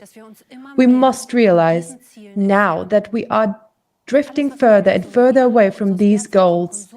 All that is offered as solutions within the present consumerist format of society helps only selectively and at best in short term. If we really want to find a way out, we must take a completely new path. After what we have just seen, do you still think of the Germany that for decades stood for prosperity, social justice and security? Personally, it scares me that there is so much discontent and injustice in our country, which for the whole world looks up. Can we still call our country a welfare state? Let's look at how the term of welfare state is defined. A state that strives for social justice and cares for the social welfare of its citizens. The basic law states that the Federal Republic of Germany is a democratic and welfare state. The fact that we see have long been inconsistent with this definition. So how social is it that 1 in 5 children in Germany lives in poverty? That some 40,000 minors and young people are at acute risk of becoming homeless, or that more than 2/3 of people who are about to retire and likely to face poverty in old age. One would assume that these problems only affect the socially vulnerable, but now we see that people with low incomes also need social support. Never before have food stalls in Germany been so crowded, and all the more so by those who have jobs. Many are asking themselves, what is the point of paying into a pension fund all of my life if I am going to be poor at the end of my life anyway? What's the point of having a good salary if you can't buy a home with it? What good is modern medicine if I have to wait up to 6 months for an appointment? In Germany, we have a shortage of medicines, and in many places, for example, it is impossible to buy antibiotic syrup for children. In our country, we often hear people say things are worse elsewhere. We are still relatively well off, but why should we assess our situation by looking at the extreme global situation in the world instead of taking our own development and progress as our point of reference? We must honestly admit that our conservative optimism and the slogan "everything will be fine" will not help us. Statistics that do not reflect the realities of our lives don't change anything. As a result, new, lowered standards are being introduced. And instead of continually improving, or at least maintaining the quality of life, we are slipping further and further into social injustice. Children growing up in poverty, pensioners picking up empty bottles. This should not be the case in our rich country. We finance our social system through our taxes and social contributions. Why are we still experiencing so much hardship? Where does our money go, and how is its distribution decided? Did you know that we Germans pay the highest taxes in the world after Belgium? That is why Germany is considered a country with a high tax rate. This is the result of a recent study by the Organization of Economic Cooperation and Development. The OECD compares the tax and levy obligations of its member countries every year, and according to the study, Germany ranks a dismal second in the world in terms of taxes and levies. Only in Belgium do people with average earnings have to pay even more taxes and levies in Germany. The entire federal budget is financed almost exclusively from our taxes. In 2022, tax revenues in Germany amounted to around 815 billion euros. And nevertheless, 3/4 of Germans are happy to pay taxes because the state can use these revenues to ensure good living conditions and security for its citizens. Why then do we not have money for kindergartens, high-quality school equipment, or medical staff? The tax laws in Germany are very very complicated, and this is mainly due to the more than 40 different types of taxes that exist in Germany, not to mention the countless laws and directives about who has to pay taxes for what and how much. It is therefore obvious that not all people understand how taxation works. As many people know, everyone who works pays income tax. This means that our wages are taxed. When we make purchases with this money, we have to pay tax again, value-added tax. In fact, in addition to direct taxes, there are also indirect taxes, which we do not even notice in everyday life. The following chart shows a few examples. In total, we give away 60 to 70% of our income in the form of numerous taxes. We forget that money deductions are the equivalent of time and energy in our lives, time during which we cannot be with our family or take care of our health. The consumer forward of our society forces us to work hard and give away most of the money we earn, but despite this, our social problems remain unresolved. In spite of high taxation, Germany has debts. If the federal budget is insufficient, the state borrows money. And did you know that every person in Germany has a debt of 30,000 euros without even knowing it? Public debts are our debts, yours and mine, without our consent. Is it acceptable to take out loans for another person without asking them? In our private lives, it would be unthinkable, but it is done to the entire population of the country. Imagine if you now had a political vote. You could vote on what money would be spent, what laws would be passed, or what measures would be put in place to improve people's lives.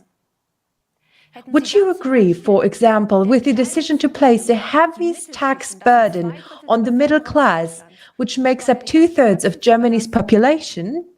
The middle class, small and medium-sized enterprises contribute significantly to the financing of public expenditure by paying high taxes and social security contributions. Did you know that at the same time Germany remains a low-tax country for the particularly wealthy?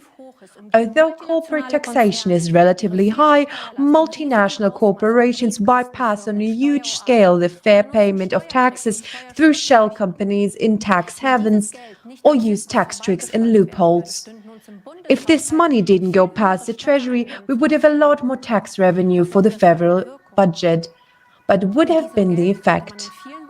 The money could have been used to solve problems in many areas and help people. Why do we allow this injustice? In the first place, because corporations follow the rules of the consumer format system. They are simply trying to make the most profit possible, while ordinary people have to bear the heaviest burden and pay for it with their lives, health, and hard work. The culprit is not the big corporations, but the system itself, which is built on this principle of injustice. Inflation is an additional burden of the middle class.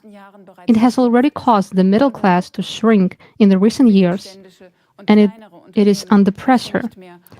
Smays no longer know where they will exist next year.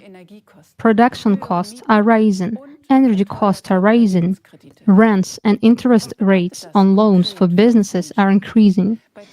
What does this mean specifically for us, people? At a 10% inflation rate, your annual income decreases by 1 month's wages. This can easily be calculated without being a mathematician.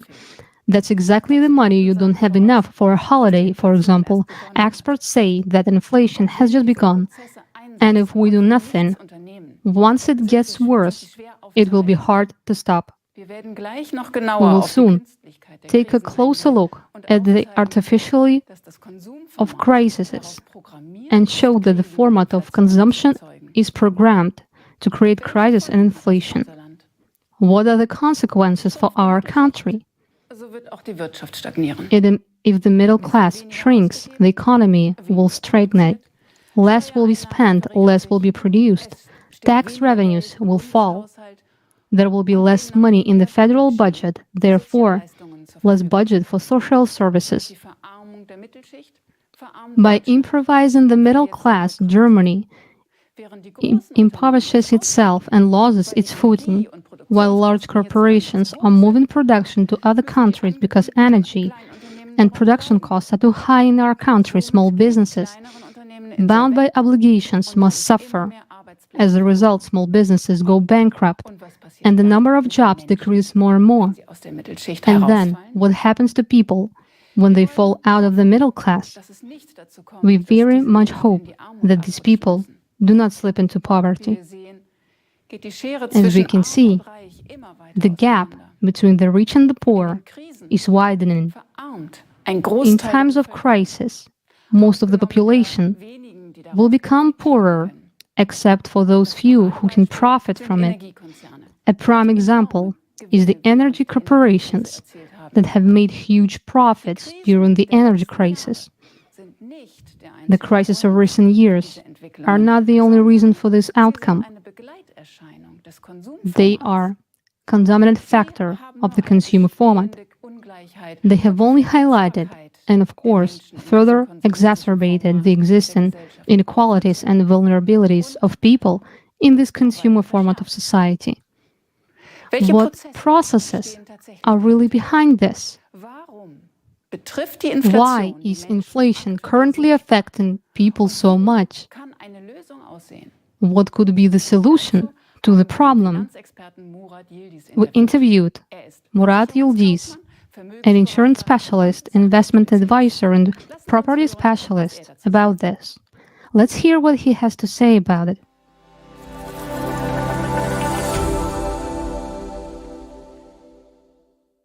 The topic currently discussed the most, as well as during the last few years, is inflation.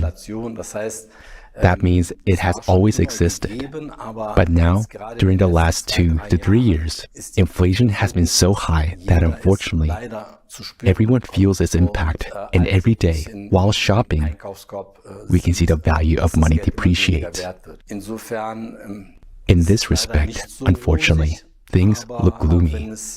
And no matter how bad it sounds, this is just the beginning. So, I believe that in the nearest year or two, the situation will only worsen. Regarding the economy doing well, I'll leave that aside. I wouldn't put it that way. That's the way they're presenting it. But when you look at small and medium-sized companies, before the crisis, there was a change in the legislation that no longer requires companies to file for bankruptcy, which means that many companies that should have been closed down due to their financial reasons still exist. And it looks as if the economy is doing well. But at the same time, many employees have been made redundant, and now a large number are working less hours. In my opinion, all of these are just embellished messages. And everyone can see the proof of it by simply counting what they can buy for the same amount of money now compared to what they could have bought before. It means that from the economic point of view, people are not doing well, and it's being felt. You can say and show whatever you want, but in reality, it's the opposite. So clearly, everything is not the way we are being told. For instance, they say that the crisis in Ukraine and supply issues or something else caused an increase in prices. There are two main causes of inflation. The first one is the shortage of raw materials, and the second is the depreciation of money. And if we break down the first cause, meaning the shortage of raw materials, into component parts, we can identify two more types of inflation. The first is the inflation of demand. When some products are extremely necessary, but there is a small supply of them. In this case, the product automatically becomes more expensive, which is quite natural. The market reflects itself. And the second one is the inflation of the production costs. Meaning, if the manufacturing cost of a product has increased, for example, a farmer grows tomatoes, cucumbers, and so on. But now he has to pay twice as much for diesel fuel. Then the production costs automatically increase. But these two kinds of inflation are actually insignificant because nowadays they account for a very small part of what we see and experience. Today, the main reason for inflation is monetary inflation. When the market is flooded with large amounts of money, or there's more of it being printed, which is exactly what the Central European Bank has been doing for the last 7 to 10 years, then the value of money depreciates. Unfortunately, it won't work with the current system. The most you can do is to make selective improvements in areas where you are an expert, or create some opportunities to make things less dramatic. But for real changes to occur for people, basically, the whole system has to be changed. There must be transparency. Every person must be involved. And all systems can be formed differently. We already have the solutions, but not everyone knows about them yet. So we must implement them in practice. I've learned about the Creative Society just recently. And I think this idea is not only brilliant, but it's easy to implement. The first thing is to simply inform people that this opportunity exists and that everyone is involved in it. In the current system, we can only treat the symptoms, but that wouldn't cure the system as a whole. So we will have to change it from the ground up.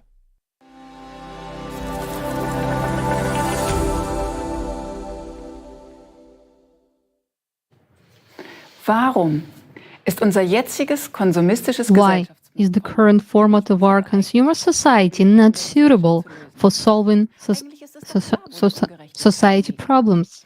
Because it is actually clear where the injustice lies. When we speak about the consumer society or the consumeristic format, we do not mean that people should not buy goods, services, or comfort. Rather, we use this term to describe the destructive orientation of our society. Consumer society is a society that does not serve to protect human life and improve the overall quality of life, but instead is geared towards increasing profit and maintaining power for the few, while allowing oppression and exploitation. Dear viewers, we can clearly see that we no longer have a social market economy.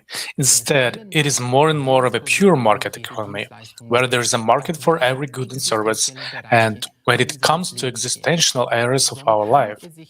Thus, all issues in our society are now reduced to just price optimization and profit maximization.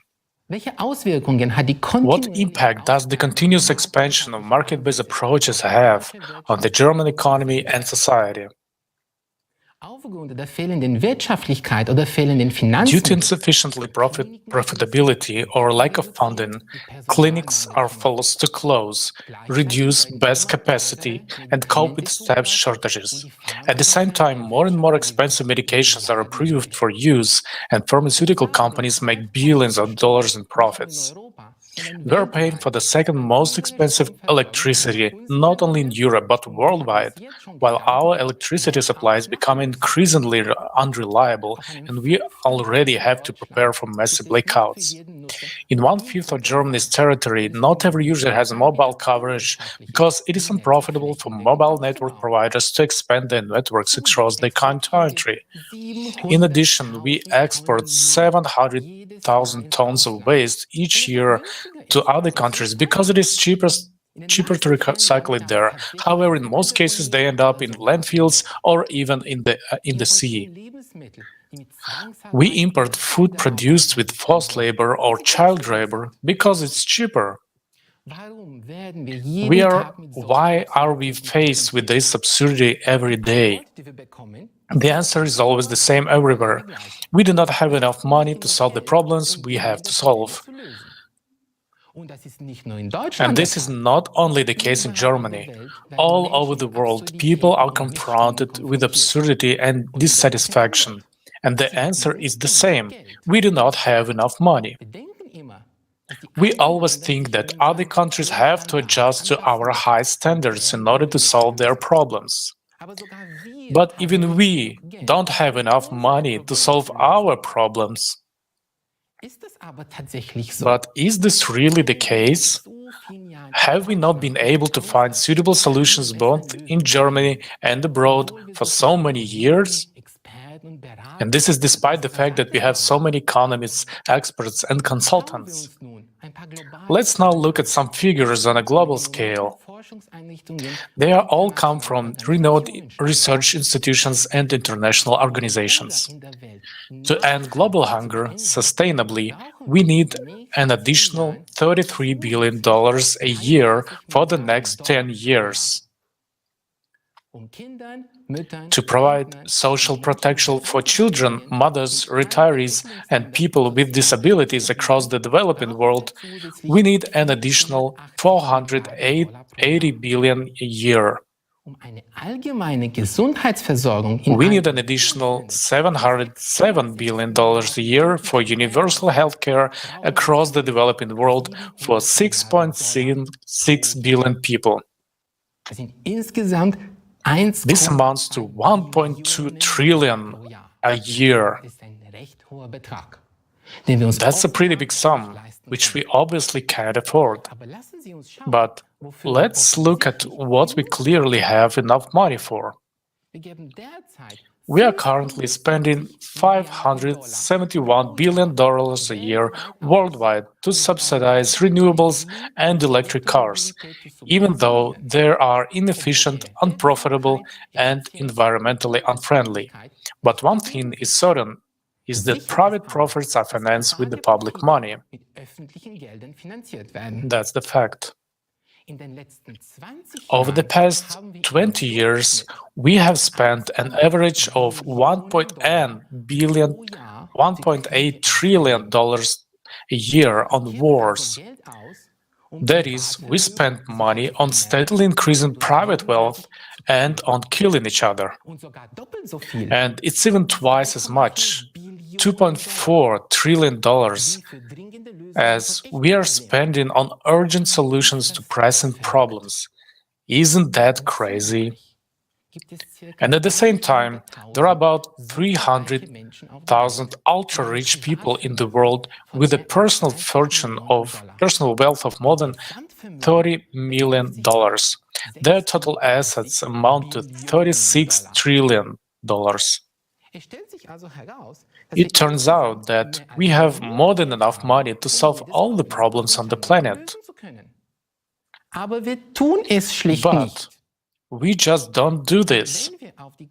And if we look at the global distribution of wealth, that is what we find. 1% of the richest people own almost 50% of the world's capital, of the world's wealth. The 12th richest people own almost 90% of the world's wealth. The poorest 55% of people on the planet own almost nothing. Let us now look at the distribution of capital in Germany. In our country, private capital totals more than 15 trillion euros. However, it is distributed very unevenly. The richest 10% of Germans own more than 50% of all wealth.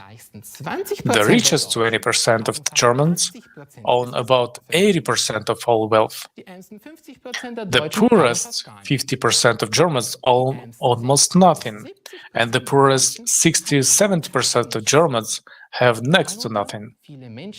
Among them are many people of the middle class who go to work every day but have no assets. All this is not surprising at all, although it is proclaimed everywhere that the economy is aimed at improving the lives of everyone. In reality, this is not the case. Both the global economy and the German economy do not exist to provide all people or Germans with goods and services, but instead it makes rich people richer. And this goal not only determines our economic actions in everyday life, but is deeply rooted in our economic doctrine. What does the term economy mean anyway? According to the German version of Wikipedia, it is the entirety of all institutions and actions that serve the planned satisfaction of needs. This sounds reasonable at first. Now let's take a look at Gabler's acclaimed encyclopedic dictionary. It further clarifies the following. The goal of the economy is to ensure subsistence. This is exactly what we are clearly failing to do, and in its capitalist form to maximize profit and pleasure by means of entrepreneurial freedom. At the same time, generating dependency, whether on suppliers or products, and growth until the not necessarily desired but expected collapse of the system happens. Not a bad perspective, is it? But what is particularly interesting is that the very first definition of the term economy goes back to Aristotle. There he distinguishes between economics or economikos, Greek housekeeping or household management for the satisfaction of needs, and chrematistics, the art of acquiring wealth. What do we do? Economics or chrematistics? The famous American economist Milton Friedman published an essay in the New York Times in 1970 titled "A Friedman Doctrine: The Social Responsibility of Business is to Increase its Profits." There, he argued that a corporation has no social responsibility to the public or society. Its only responsibility is to its shareholders. Such arrogance. So there is no responsibility to patients in the hospitals, consumers of electricity, mobile phones, in other words, to us, the people. How inhumane it is. And how do we organize the so-called economy? According to the interaction between supply and demand, right? Everyone knows an increase in supply leads to a fall in prices, and increase in demand leads to an increase in prices. But the consequences of this are counterproductive to the point of absurdity. If we have high levels of production or overproduction, for example, in agriculture, we should be happy to have more. But for producers or farmers, in our example, it is sad news if prices fall heavily and they earn less than when production of yields are normal. When we face a crisis of shortage, it is a blessing for a few suppliers who still have goods in stock and can sell them at very high prices. While most starve or suffer, a few make a profit. This is exactly what happened in 2020 with medical masks. The high demand caused by the mandatory mask law led to five-fold price increase. Five-fold. How mean and unfortunate this was at the end of the day. In the 18th century, the Scottish economist Adam Smith, the founder of classical economics, introduced the concept of the invisible hand. In a market economy, the invisible hand is supposed to be an unobservable force that automatically brings supply and demand into equilibrium. We have had some 20 economic crises over the past 100 years alone. Where has this invisible hand been all this time, when millions of people have lost their jobs, homes, health, happiness, and hope? Do we want to continue to rely on this invisible hand in the current and coming economic crisis? Do we really want a market for all our lives? Do we want to continue to strive for profit maximization instead of livelihood security? Look at how paradoxical the economy is structured. Planning takes place at every level, in a family, in a small or medium-sized enterprise, in a corporation, in a government budget, and at the highest level in the national economy. An invisible hand must regulate market developments. How does this fit with our German common sense, with our desire for security and well-being, when everything should be under control? Let's look at German and international corporations. They employ hundreds of thousands, sometimes even millions of people. These corporations are richer and more powerful than many national economies. They are profit-oriented and extremely professional. They plan everything and stick to their plans. This is also consistent with economic doctrine. But at the same time, economic doctrine says that we should not plan for our common good, but leave it to chance. And what happens in times of crisis? Sometimes markets and whole economies collapse. Sometimes the state intervenes and rescues banks or corporations because they are systemically significant. During the 2008 financial economic crisis, profits were privatized and losses were socialized. Thus, in good times, corporations generate higher profits for their shareholders. In bad times, we all have to pay taxes to cover corporate losses. This is no longer a market economy at all. It is socialism for the rich and capitalism for the poor.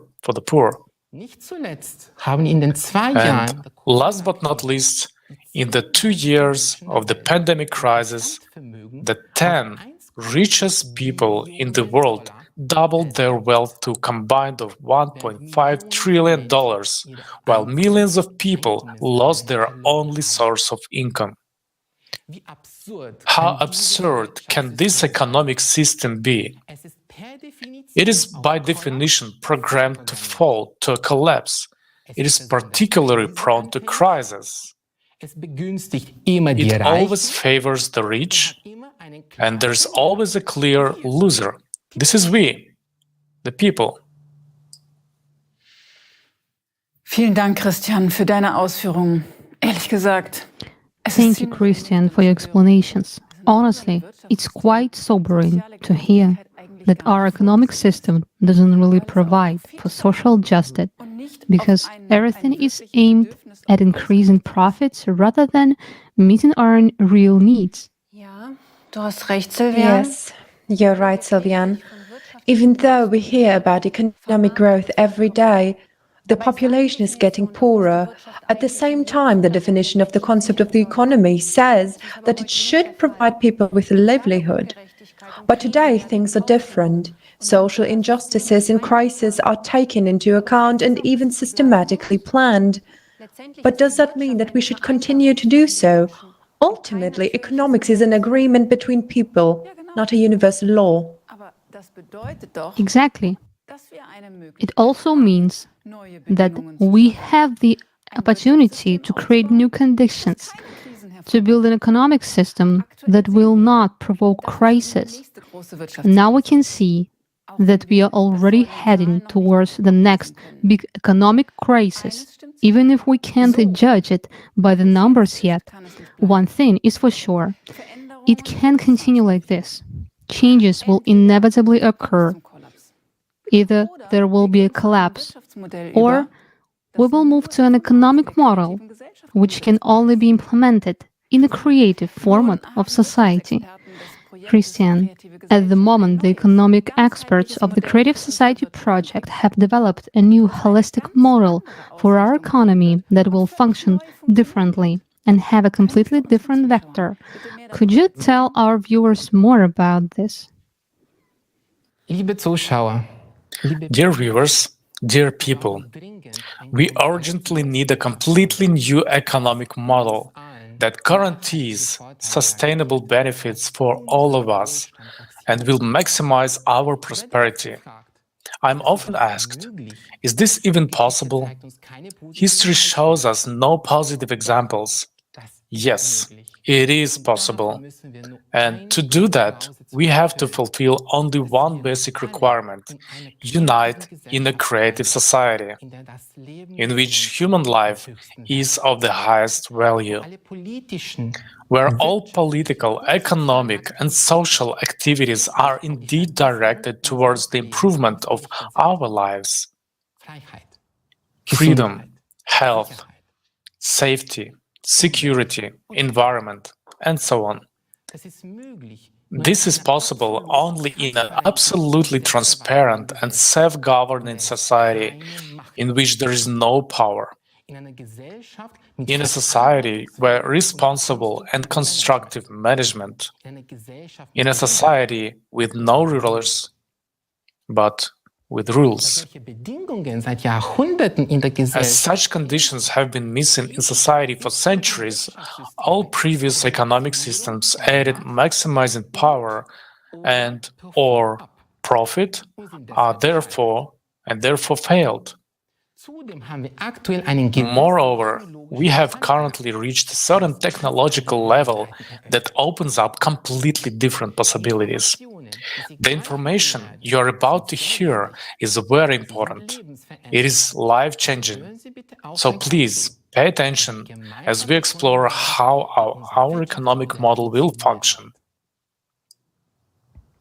The ultimate goal of the economy in the creative society is to provide everyone with equal, best possible standard of living. We are talking about the highest quality of healthcare, education, housing, food, clothing. Everyone will have the best or everything according to the strictest quality standards. Imagine a stable economy with no crisis, no fear for tomorrow, and the entire population of the planet with a high and stable income, meaning everyone has great purchasing power as well as time to enjoy the products and services that the companies offer. To achieve this goal, the economic system needs a comprehensive transformation, which will happen in two stages. First, we need to transition from our current economic system to the economy of the creative society. This transitional period will last for about 5 years. A very important change will be the introduction of a single monetary unit created by a single World Bank that belongs to and is controlled by the society. An important condition that will be fulfilled immediately when we transition to the new system is the cancellation of all debts for countries, companies, and individuals. From that point on, it will be forbidden to lend money at interest. If you need money, you take it and pay back the same amount. The key element of the new economic model will be that every human will be receiving a monthly unconditional basic income equivalent to 10,000 US dollars. This will create a high purchasing power for each member of society and ensure a stable demand for goods and services, which in turn will create conditions for the sustainable growth and development of businesses. With the help of an AI, the economy will be planned by and for the benefit of society as a whole. The worldwide demand will be formed by people themselves and analyzed by AI, which will be able to predict the required volume of production of food, goods, and services to provide each person everywhere in the world with everything necessary. This will ensure the most optimal allocation of resources and production volumes at the worldwide level. The demand for all goods and services will always be available online and accessible to everyone. For example, you want to start a business and inquire about opportunities in the field of your choice. The AI gives you a prediction about the current and projected requirements for this industry, and you decide what to produce or offer, and it will have a guaranteed demand. All new technologies will belong to society and will be fully available to any company. This will make it possible not only to automate the processes of production and economic activity of companies with the help of AI, but also to create conditions for improving the quality of products and services. Another important change: prices will be fixed from the beginning of the transition period. With the help of AI, specialists will calculate optimal prices for all goods and services, taking into account logistics and production costs. It will not be possible to increase the prices, only to decrease them, all while maintaining or improving the quality. Prices for the same goods and services will be the same everywhere in the world. Automation and new technologies will make it possible to work 4 hours a day, 4 days a week, all while having a high level of earnings. No matter how much a person works, he or she will continue to be paid the unconditional basic income every month. There will be an incentive for everyone to work in order to live an even better life. And no matter where in the world you choose to live and work, professionals with the same qualifications will be paid the same high wage for the same job all over the world. This will eliminate labor migration and the difficulties associated with it. Let's do a quick recap.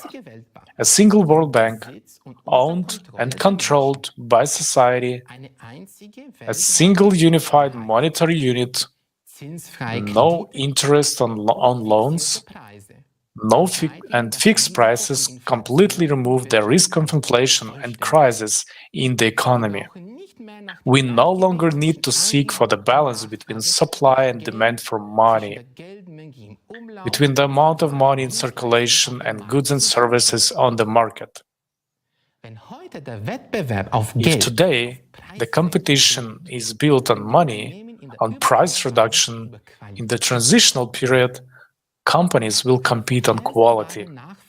A predictable demand, fixed prices, a single monetary unit, no interest on loans, full access to new technologies give businesses enough room to improve quality and make good profits.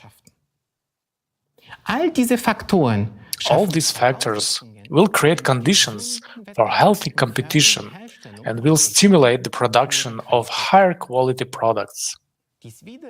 This, in turn, will ensure a high standard of living for everyone. In the creative society, we will create such conditions where corruption and the influence of individuals on politics and economy will be impossible. For this purpose, a limit on private wealth will be introduced, meaning that there will be a limit on the maximum wealth per family. We will determine this limit together as a society. Let's say it will be 10 million US dollars. Such a fortune is more than enough for a comfortable, wealthy life. But it's not big enough to start the war.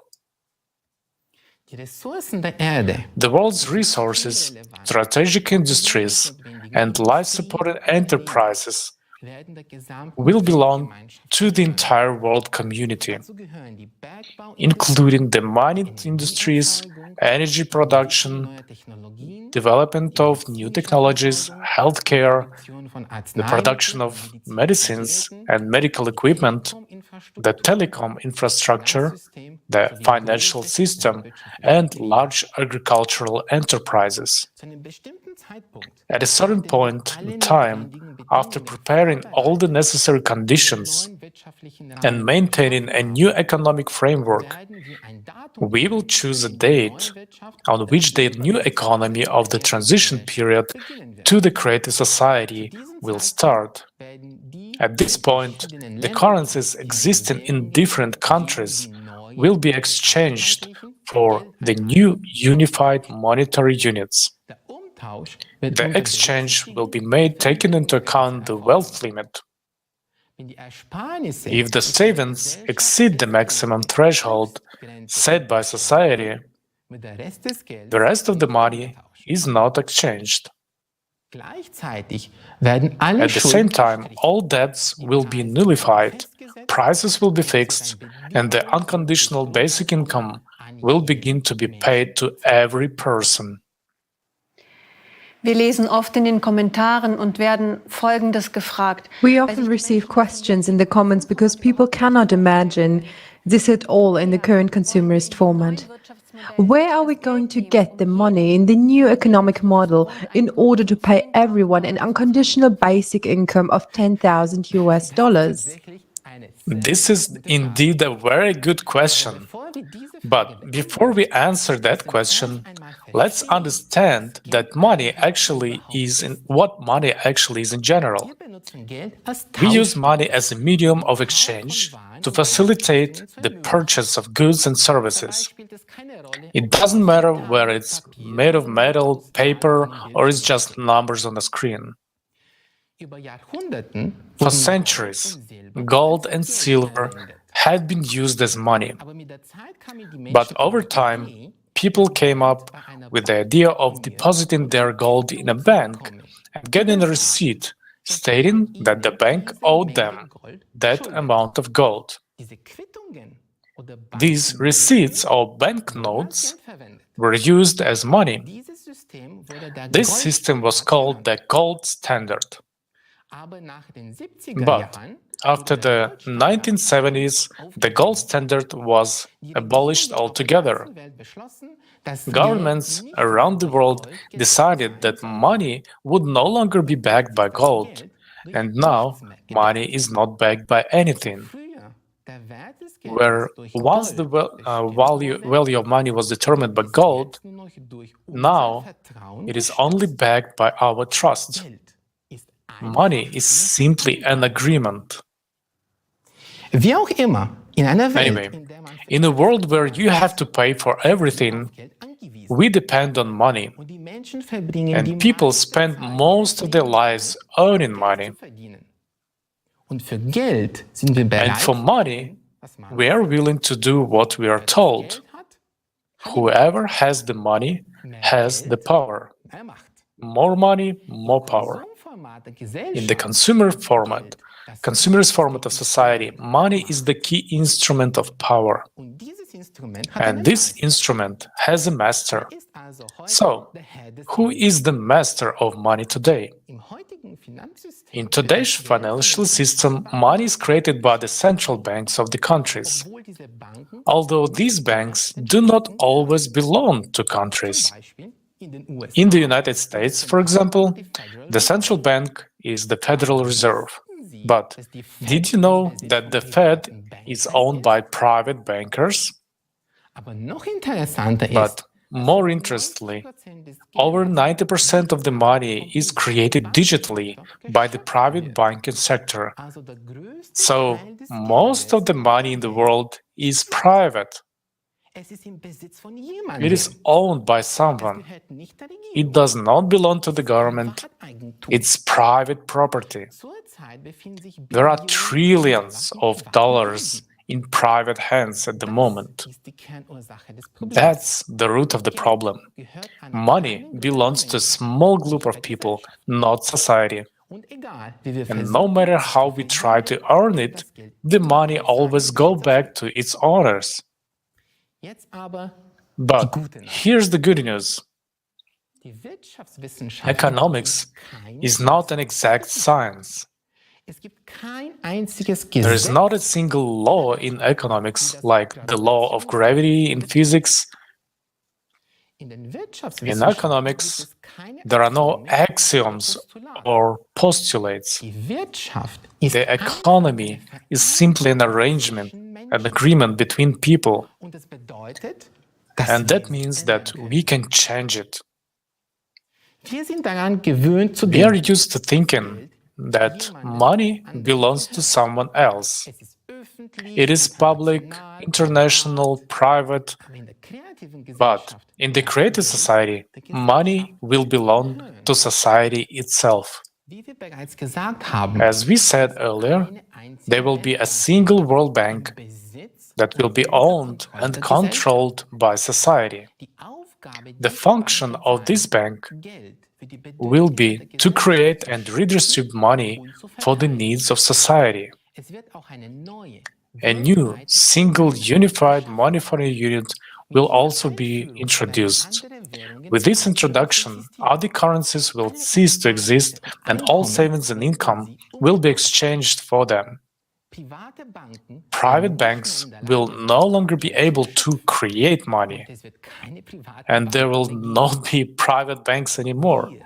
We will decide by ourselves as society how much money we need to create to provide each person with an unconditional basic income, quality housing, development of healthcare and education, and improvement of our lives. We can create as many trillions as we need, and they will all be ours, and they can be all kept on the common account if we don't need them. The key point, very important to understand, is that this money will not be subject to inflation. Because in the economy of the creative society, prices will be fixed all over the world and won't be subject to raise. Prices will no longer depend on the amount of money in circulation, and the value of money will be sustained. And we must understand that keeping money in circulation is a temporary necessity during the period of transition to the creative society. It is crucial to understand that the creative economy is a harmonious global economic model. The economic principles we've just discussed can work only together everywhere around the world. Only one of the sum of the creative economic principles will not work independently of each other. During the transitional period, we will be able to rebuild our economy, develop and make available new technologies in energy, science, healthcare, ecology, food, and other products to everyone. This will enable us to move on to the next stage, the economy in the creative society. This is a completely different world, a world of new, unlimited, accessible to everyone, and free energy. It is a world of new technologies for the production of goods and food throughout the control of elementary particles. In this world, we will no longer need money. In the creative society, each of us will be rich, confident in the future, and free to live the life each of us wants. Vielen Dank, Christian. Ich muss ehrlich sagen, dass Thank you, Christian. Honestly, I'm absolutely delighted with this economic model. With such a reorganization, we will have a lot of free time. We will have time for our families, for hobbies, for activities to which we could devote ourselves with joy and dedication. It's a life without a fear of poverty and social decay. Entrepreneurs will also have more safety, social recognition, and opportunities to develop in the creative society. Unfortunately, with the present-day economic system, we do not have such prospects. Another aspect that is increasingly destabilizing our economy is the progressive climate change. According to the Global Risks Report 2022, extreme weather events and environmental pollution are the main threats to the global economy. But climate change is not just a financial threat to our economy, it's also an existential threat to humanity as a whole. And this is what we will talk about in our next thematic block. We will present to you the scientific data that will change the way you think about growing climate threat. Unfortunately, the true causes of natural disasters are censored in mass media. Therefore, we hope that the presented facts, which are scientifically grounded and which are able to verify, will reach as many people as possible.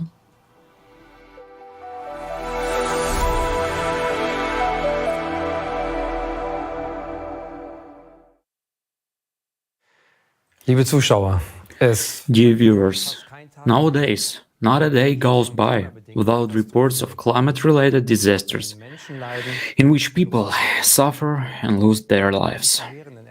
Whether it's devastating earthquakes in Syria and Turkey, the tropical storm in New Zealand, or the floods in Australia.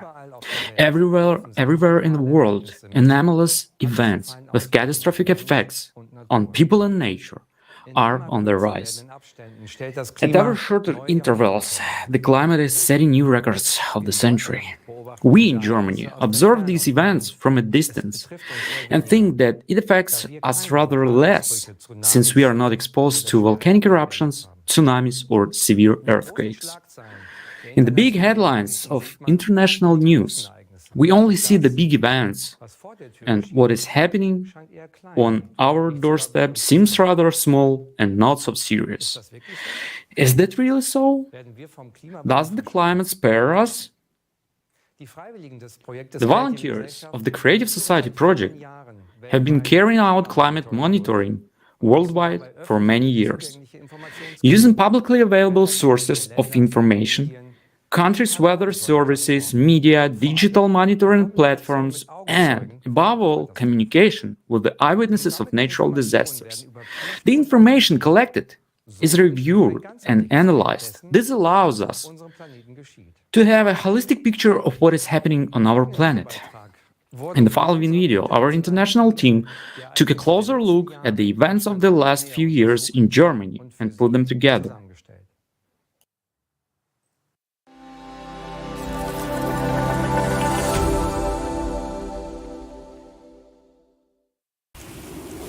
Climate change is a reality, and its consequences are being felt all over the world. Whether it is drought, flood, or hurricane, every year we hear about new cataclysms of the century, one record succeeding another. But what is the situation in Germany? Our country is located in a temperate climate zone, and this means that extreme weather events should be the exception rather than the rule. However, the last 3 years have shown a different picture in Germany. The number of severe natural disasters is also increasing, leading to enormous economic losses as well as loss of people's lives.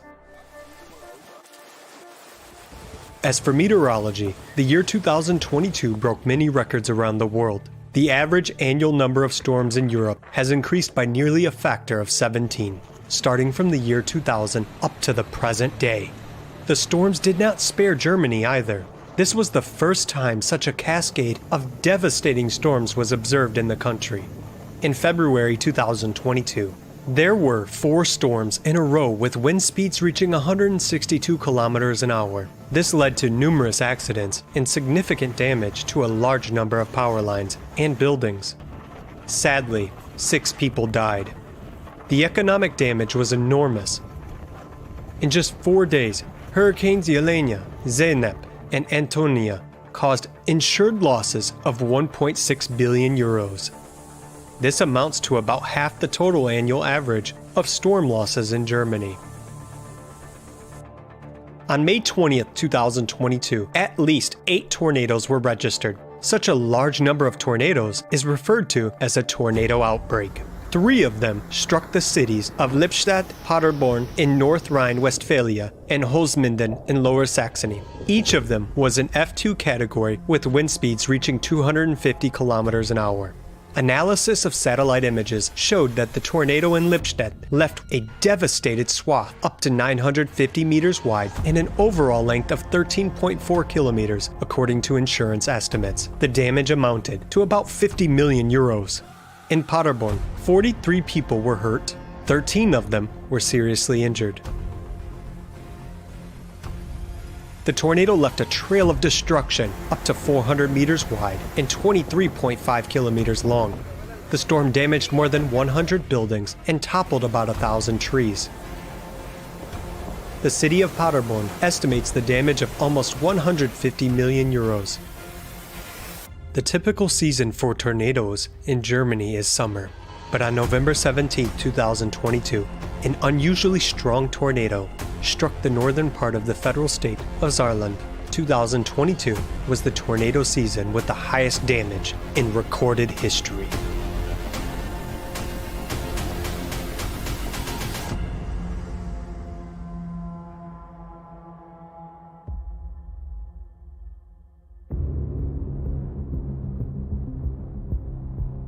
The summer of 2022 was the hottest summer in Europe in at least 500 years.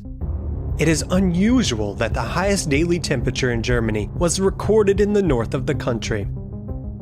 On July 20th, a new temperature record of plus 41 degrees Celsius was set in Hamburg-Neuweidenthal. On June 19th, 2022, the earliest snowmelt in 62 years was recorded on the Zugspitze.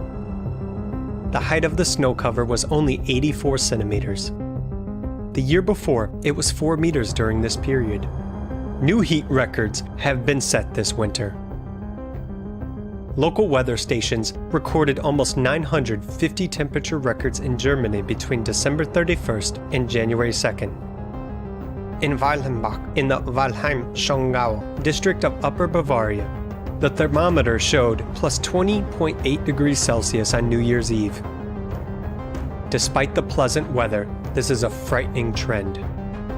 In general, abnormal heat waves are becoming more intense, longer, and occur more often and earlier than usual. As we can see from the statistics, in 2022 these trends intensified many times. Extreme heat has also affected people's health.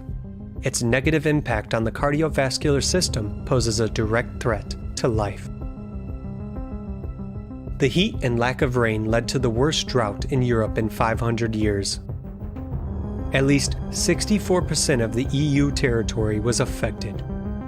This had a strong impact on the water supply and the agricultural sector. In Germany, the drought mainly affected the amount of grain harvest, which was well below the multi-year average. The Agricultural Association expects even more difficult climatic conditions in the future. Forests also suffer greatly from the pronounced drought and heat. due to a significant lack of water, which couldn't be compensated even by short and heavy rains. Forest owners have suffered a loss of 12.5 billion euros since 2019. And since 2018, about 400,000 hectares of forest have died due to rising temperatures and drought. This area can be compared to more than 500,000 soccer fields, or 1.5 times the area of the federal state of Saarland.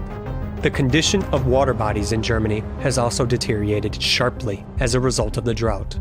Large rivers and reservoirs are becoming catastrophically shallow.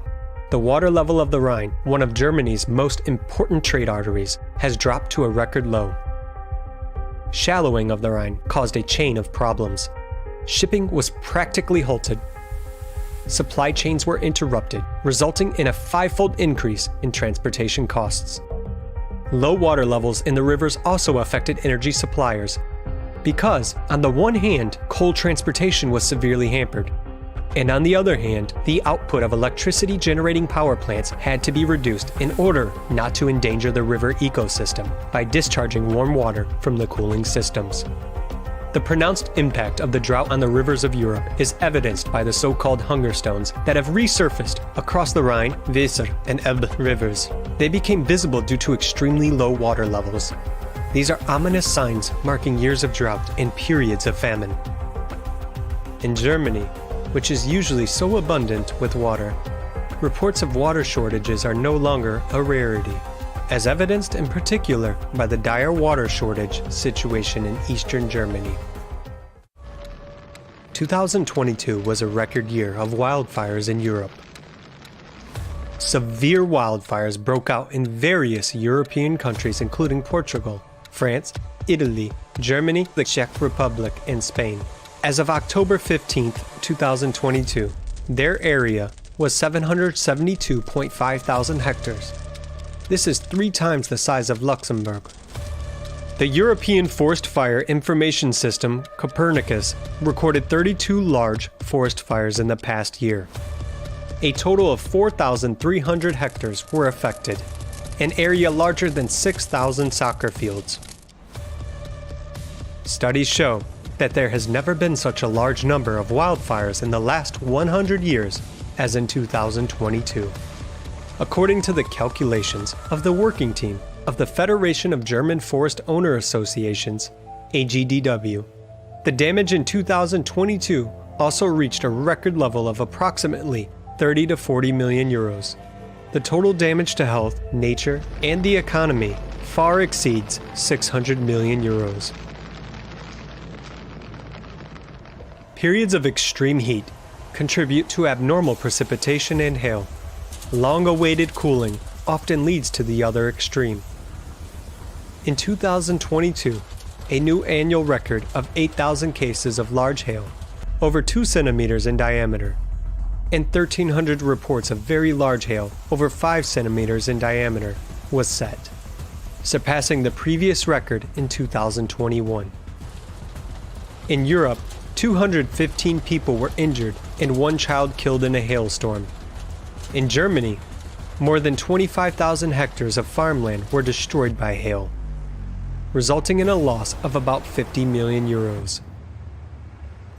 Overall, German insurance companies reported losses of 4.3 billion euros due to storms, hail, and heavy rains in 2022.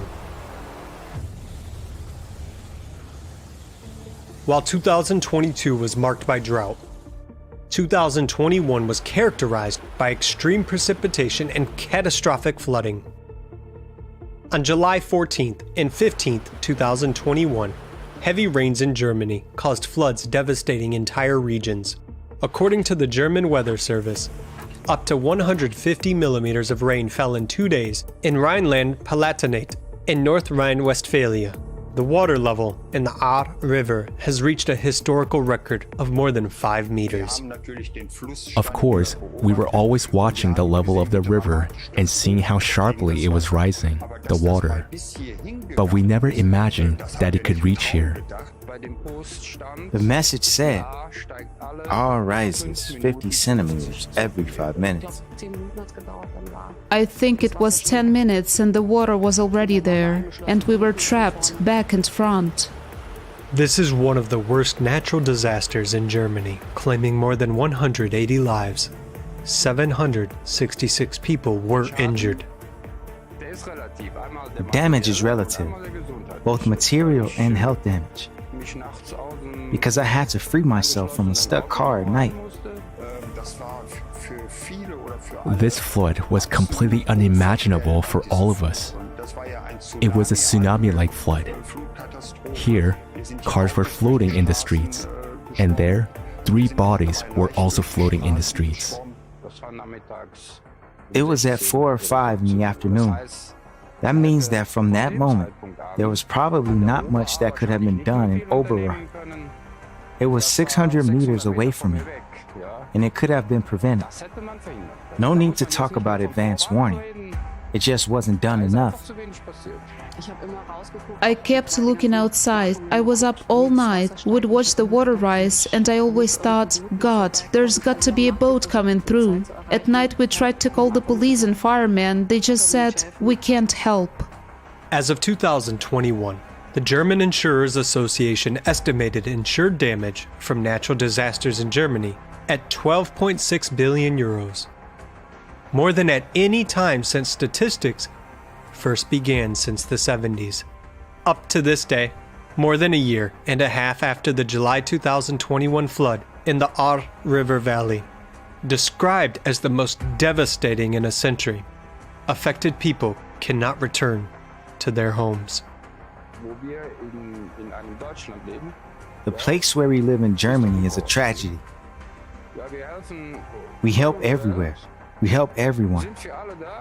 We want to help everyone, even though we are in a very difficult situation ourselves.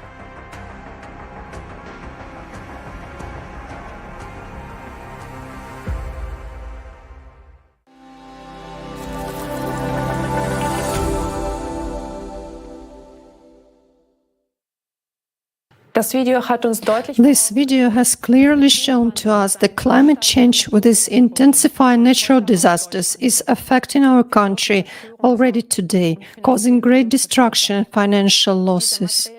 This material damage, however, is not comparable to the loss of human lives. The flood in the Ahr River Valley deeply shook our country. We are not used to seeing such footage in Germany. We usually only know such pictures from other countries. We would like to thank those few people who dared to share their experience with us. Many do not believe that people are afraid to speak openly about their grievances.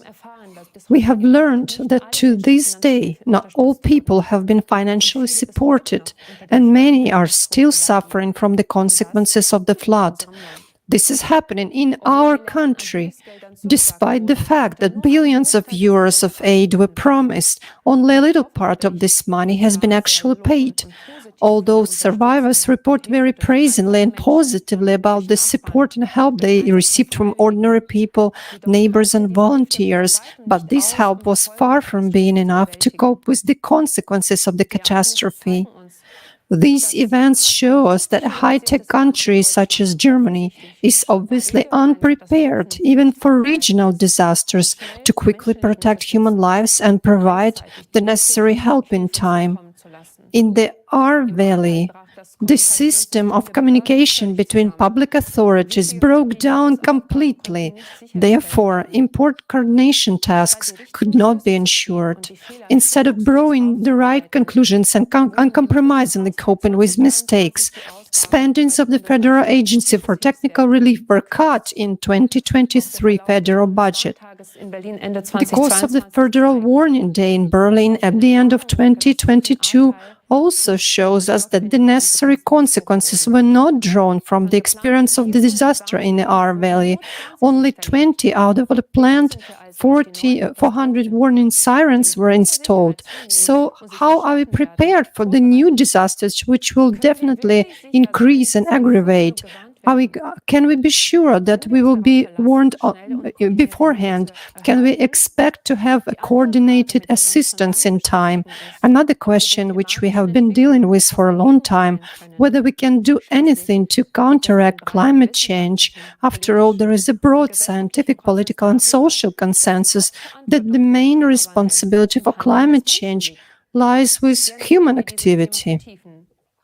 We would like to delve in this subject in more and make arguments which refute this consensus. Unfortunately, we cannot talk openly about this at this conference today.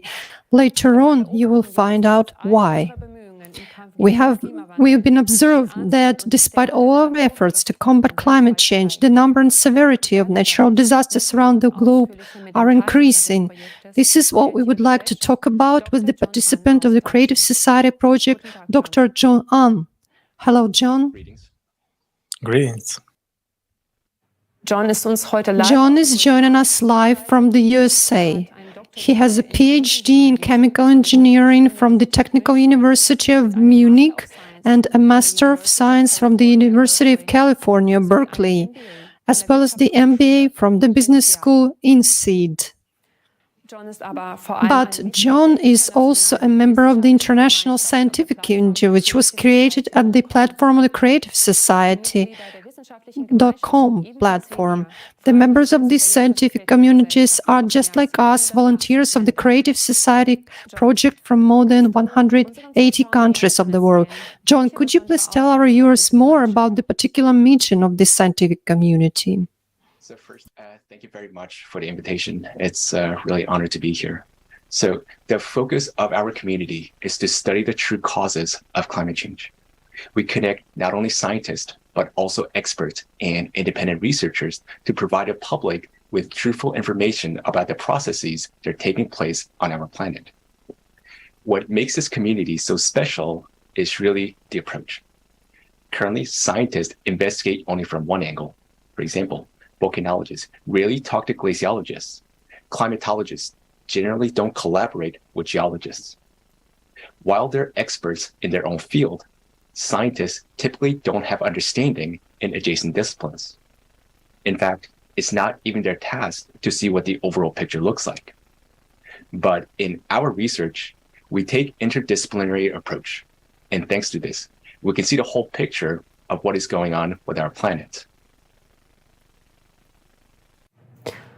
John, wie eingangs erwähnt, beobachten wir, dass Naturkatastrophen auf der Erde. John, as we already said, we observed that the number of natural disasters on Earth continue to increase. What processes are responsible for this development of events? I'd like to start by highlighting some of the anomalies observed in our planet, which I'm sure you have heard of.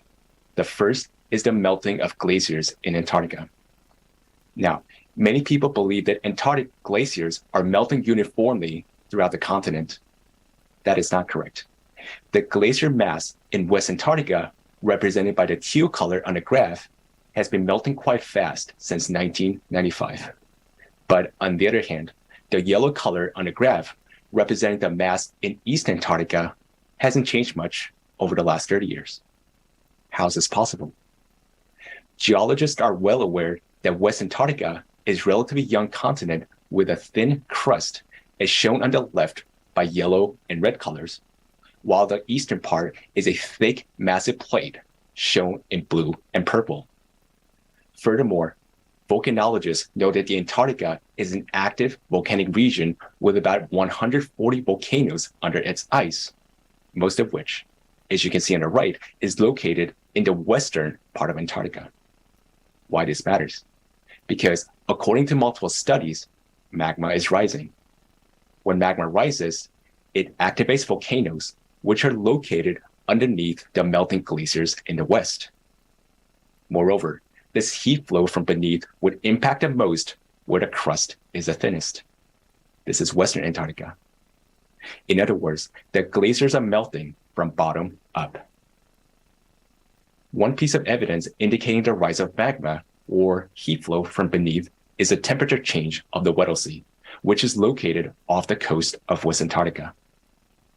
The water at the bottom of the sea warmed up nearly 5 times faster than at the top.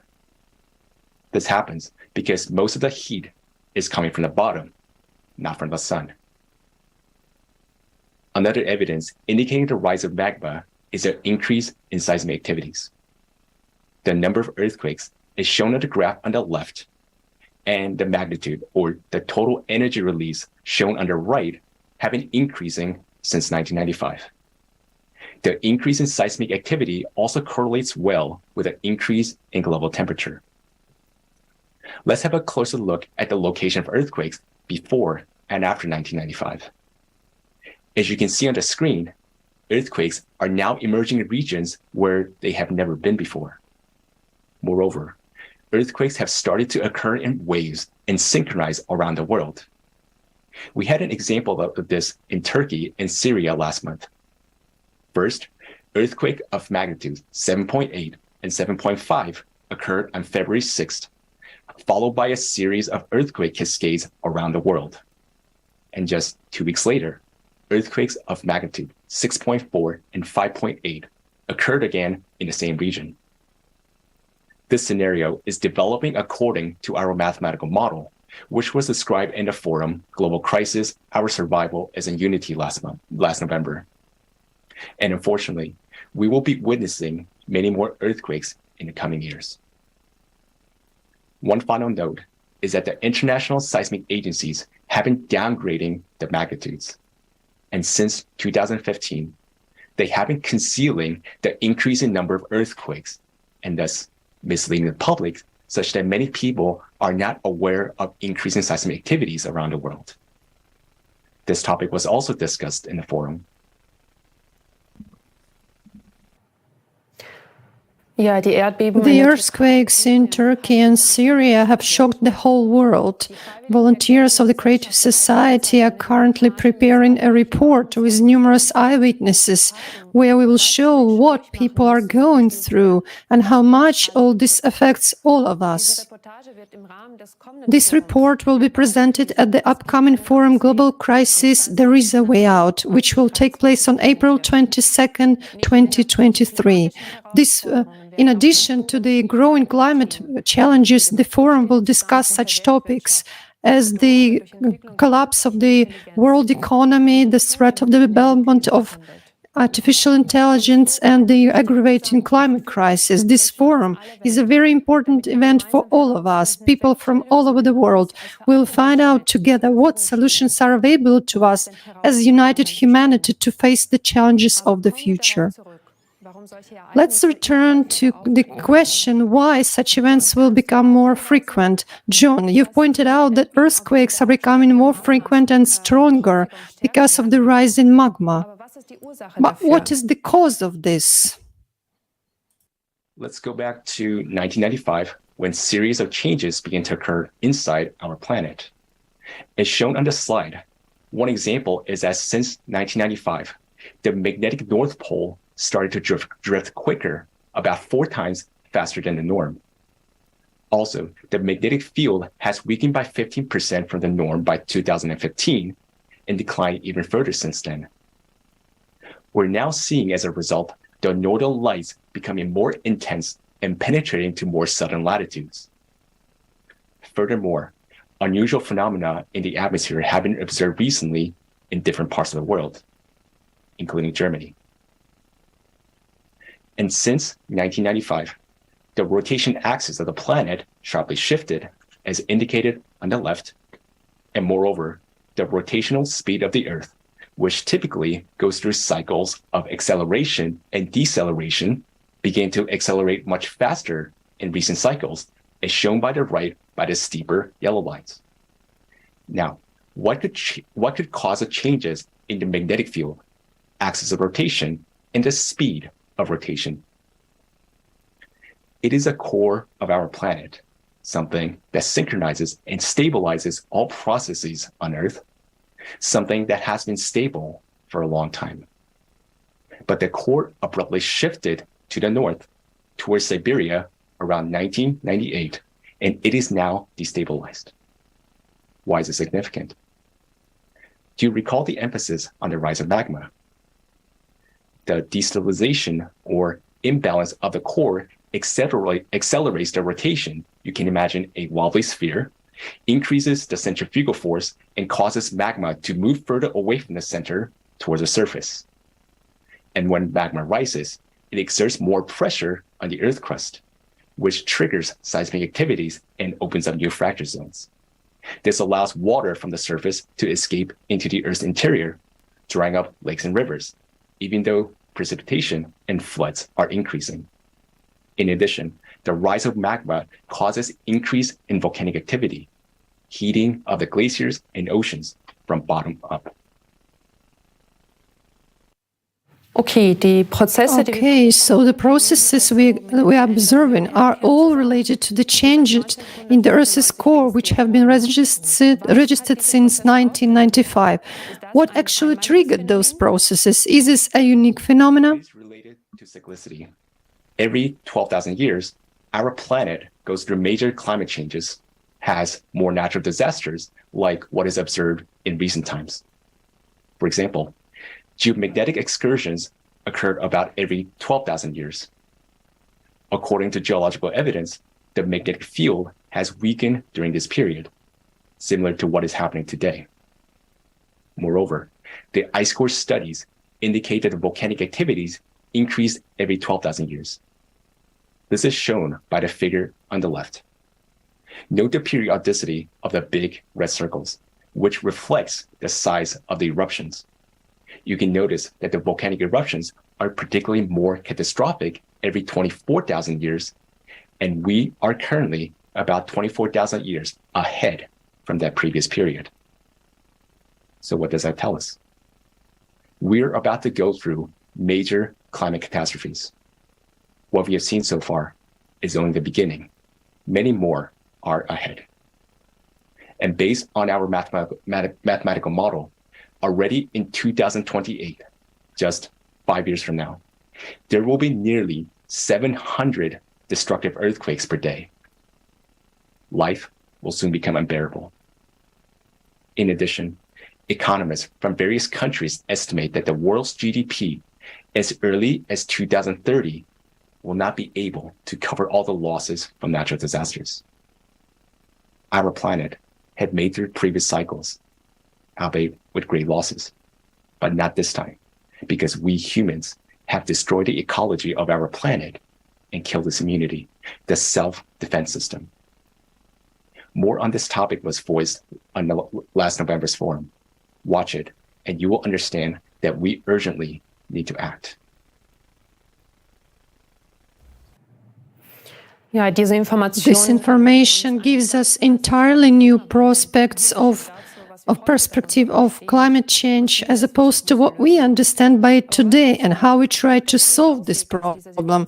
But in your opinion, is there a way out of this situation? What can we do to oppose the increasing climate change? We first need to identify the true cause of the problem. In light of this, it is important to note that similar changes are occurring recently on other planets of the solar system. Just like on Earth, on Uranus, Jupiter, and Venus, for example, the temperature, wind speeds, the size of the storms, and volcanic activities are increasing. On Mars, ice caps are melting. Subglacial lakes and strong Mars quakes caused by the activation of magma in the Martian mantle are found and observed. Because similar anomalies are observed on other planets, this indicates that there is some external factor, some sort of energy, let's call it external cosmic radiation, entering our solar system, energizing the interior of planets and leading to changes in climate. To counteract this type of energy, we must 1, study the nature of this cosmic radiation. 2, find a source of energy equivalent or superior to this external energy impact and learn to use it. Only then will we be able to stop the catastrophic effects on our planet. While this type of energy has not yet been studied by modern science, many closed laboratories are already conducting research in this direction. Unfortunately, not to stabilize the core of our planet, but for military applications. Scientists working in this area have the necessary skills, experience, and understanding that the world-famous Nobel laureates and grant eaters have never even heard of.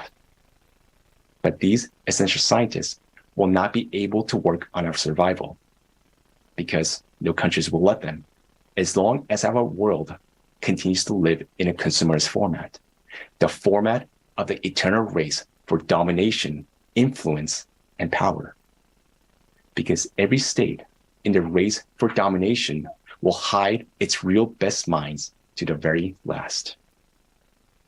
So the real essence of the climate problem is that scientists cannot be united in the current format of society. Thus, if we really want to survive, we should change the very format of society, the very model of our social organization. We need such a format of society which would provide no conditions for wars to break out and where it will be impossible for few to rule over billions. And it doesn't matter what this format will be called. What is important is the conditions it will create in society, the conditions where human life will have the highest value. This format is what we call creative society. Creative society forms such conditions in the world in which we will finally end the competition for profit and power. And most importantly, we can bring real genius scientists together. Only this will give humankind a chance to find ways to counteract this cosmic radiation, to stop the destabilization of the core, and to prevent the growth of climate catastrophes. In the creative society, humanity gets a chance to survive. And what's more, we get a chance to build a unified civilization, as we should be, so that never again will humanity face such threats. Creative society is our real chance for life. Thank you so much, John, for this valuable report. The fact that we have the opportunity today to learn the research results of the international scientific community is crucial for us, because honest and conscientious scientists today are trapped in a profit-oriented format, and they do not dare to inform the world public about the real threats and upcoming events because of fear of losing their position, fear of public slander, or because they are censored. In today's conference, we had to bypass certain topics because a few weeks ago, the global initiative Creative Society has faced a massive removal of channels in different countries. First of all, it is unjustified and without any warnings, videos and channels are deleted which talk about the real causes of climate change. Why? Because people would be able to ask the logical questions. Why are we paying for decades for measures that do not stop climate change and do not help the victims of climate disasters? Mass media giants not only infringe on freedom of speech, but they endanger all of us and themselves as well. Because of false theories, we lose precious time and resources, but it is exactly what we need urgently right now to mobilize our strengths as a united global community in the face of increasing cataclysms. Every day of lost time means the loss of human lives. Today, using the example of Germany, we have seen only a fraction, a small part of what people around the world have to experience. No country, regardless of its economic situation, can protect itself today from the current natural disasters. These events are escalating with increasing progression. It is necessary for us to unite all people in the world so that we can reach the necessary scientific and technological level in time and be able to counteract cosmic radiation with a relevant power counteraction. Political representatives will not be able to unite scientists in the current format of society because of the geopolitical conflicts that divide people. What kind of reaction will this shocking information provoke from the population without concrete solutions, which are impossible in our consumerist format of society? Of course, this will cause only panic. Thanks to volunteers of the Creative Society project, people around the globe start talking about these important problems and ways to solve them. On April 22nd, 2023, the World Forum Global Crisis, There is a Way Out will take place. Climate experts, independent researchers and volunteers will present the results of decades of interdisciplinary research. No news portal has still dared to publish these facts until now. This forum is organized by people themselves on their own initiative because it is about our common future. The forum will be simultaneously interpreted into more than 150 languages, which will break all the previous records. Let's watch together the trailer to this great event.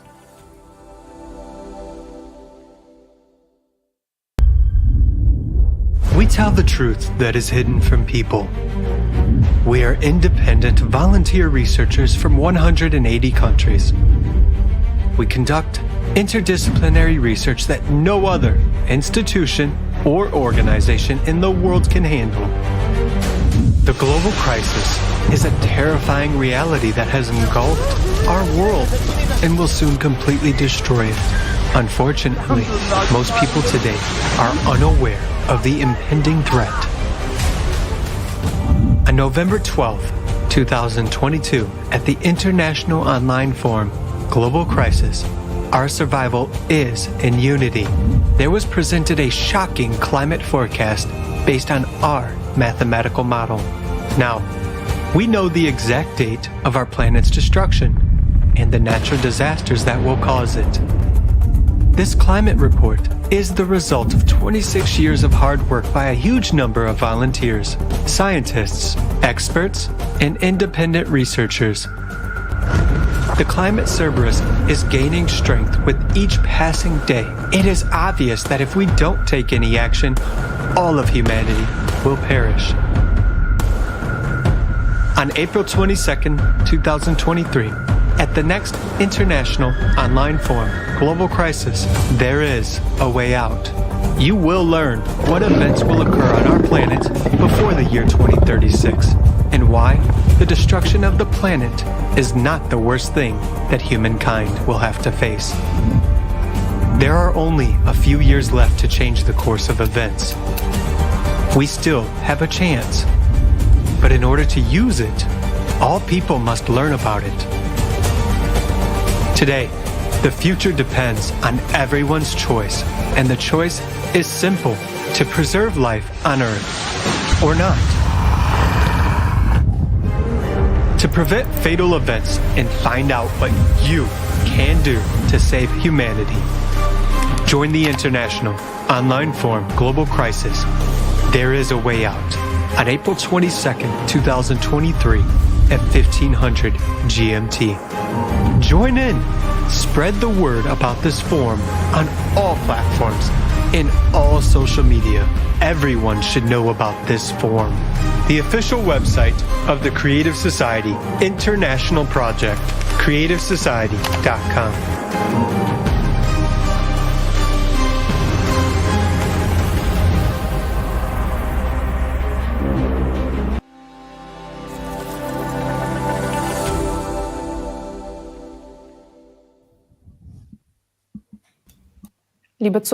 Dear viewers, unfortunately, these are not scenes from a blockbuster, but the tragic reality of today's climate situation.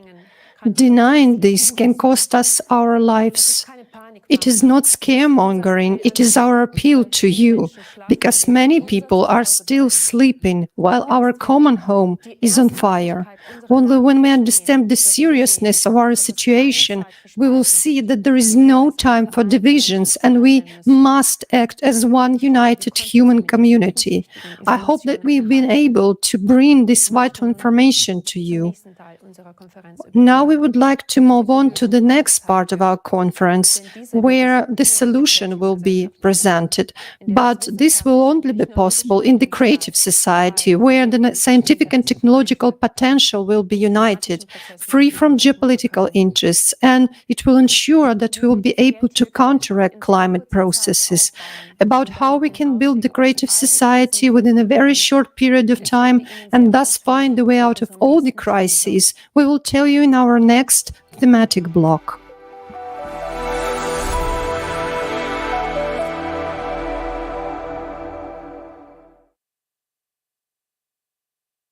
Liebe Zuschauer, wir sind nun an Dear viewers, let's all take a peek into our future together.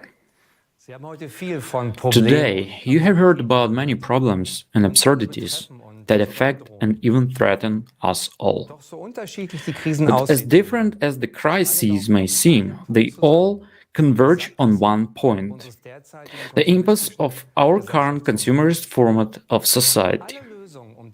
All the solutions we strive for may lead to individual improvements, but unfortunately, we are not solving the problems at the root. And this despite the fact that we have possibilities and technologies that could already help us today. Our one-sided focus on even more profit and income is blocking our way out of all crises. It leaves us hardly any breathing space, and whoever stands still loses. That is what the current consumer society is all about. But what actually made us build such a society? Who decided that this material pursuit dictates our entire lives? Was it a decision of us people? Do we really want to live like this? We asked people about this. We wanted to find out what people really want in life. What should a society look like in which they want to live? Let's watch the following video.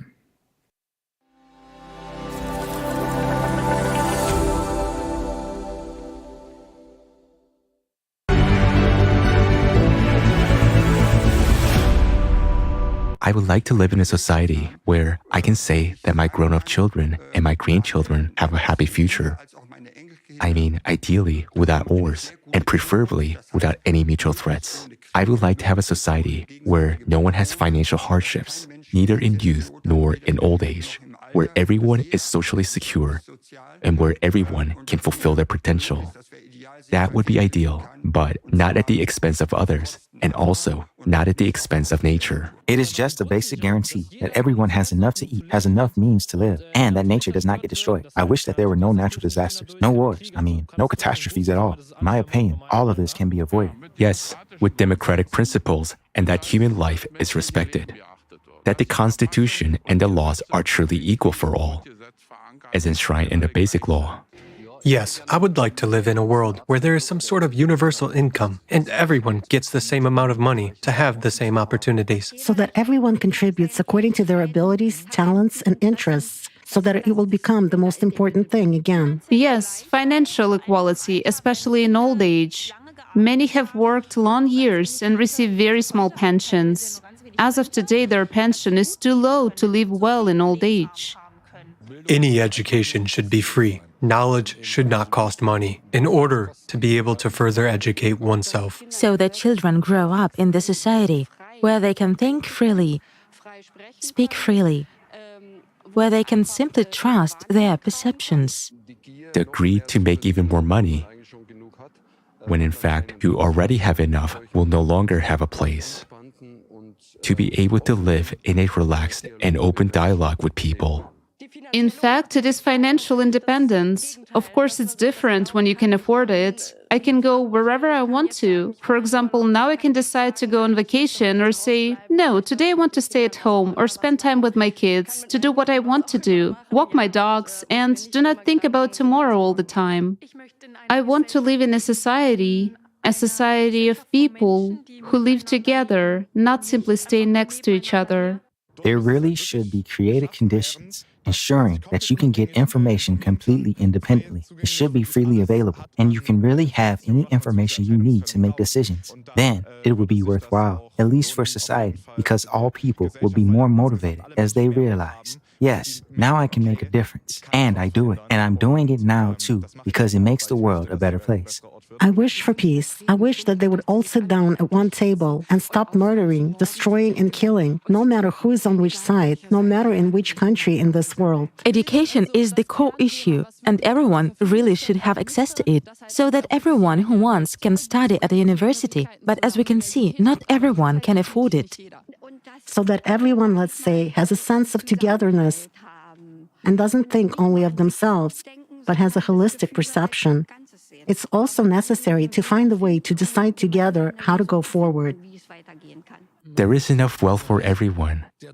It is only necessary to distribute it properly. I would say, in any case, a place where you are accepted, where you are loved, where you don't have to be afraid to express your opinion, where everyone is allowed to have their opinion and it is accepted, and no one has to be afraid that they will be judged by their neighbor. If you want to find solutions different from what is presented to you in society, they always have to come from below. Decision-making from the top will not work, and it is always the system-relevant things that are in the forefront, that is, consumerism and so on. I would fully support this. Do you mean you would then support the building of such a creative, people-oriented society? Of course, by all means. Yes, that's what we should always strive for that kind of society. Yeah. Right away, of course. This is the life we all dream of, that we could live together, that we could live happily together, that no one would hold us back and we could just develop our potential the way we want to. I would join it right away. Absolutely. Yes, definitely, immediately. If there is a chance to implement it, I would say that we should go for it immediately.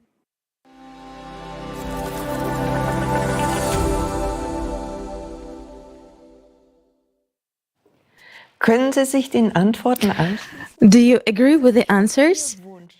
Isn't it also your wish to live in such a society? These are exactly the questions volunteers have been asking millions of people for 10 years in the world's largest society survey in 180 countries. What kind of society do you want to live in? The essence of the answers shows one common and universal understanding. People want to live in freedom, in security, and without wars. They want to be respected and loved. As a result of these years of international social surveys and expert discussions, the model of the creative society was developed, which corresponds to what people want. But the essence is more important than the name. The foundation of the creative society is formed by the 8 pillars that encompass all spheres of life in society. Let's now take a closer look at these principles. In der kreativen Gesellschaft ist der Mensch die grundlegende Einheit. In the creative society, the human being is the fundamental unit of the society. Humanity is just one big family. The 8 pillars of the creative society are the base for that. The first pillar, human life, is the most important one of them. Human life is the highest of values. A life of any human being has to be protected as one's own. The goal of society is to entrust the guarantee and the values of human life. If one human is valuable, then all humans are valuable. The second pillar says that all people are born free and equal. Everyone has the right to choose.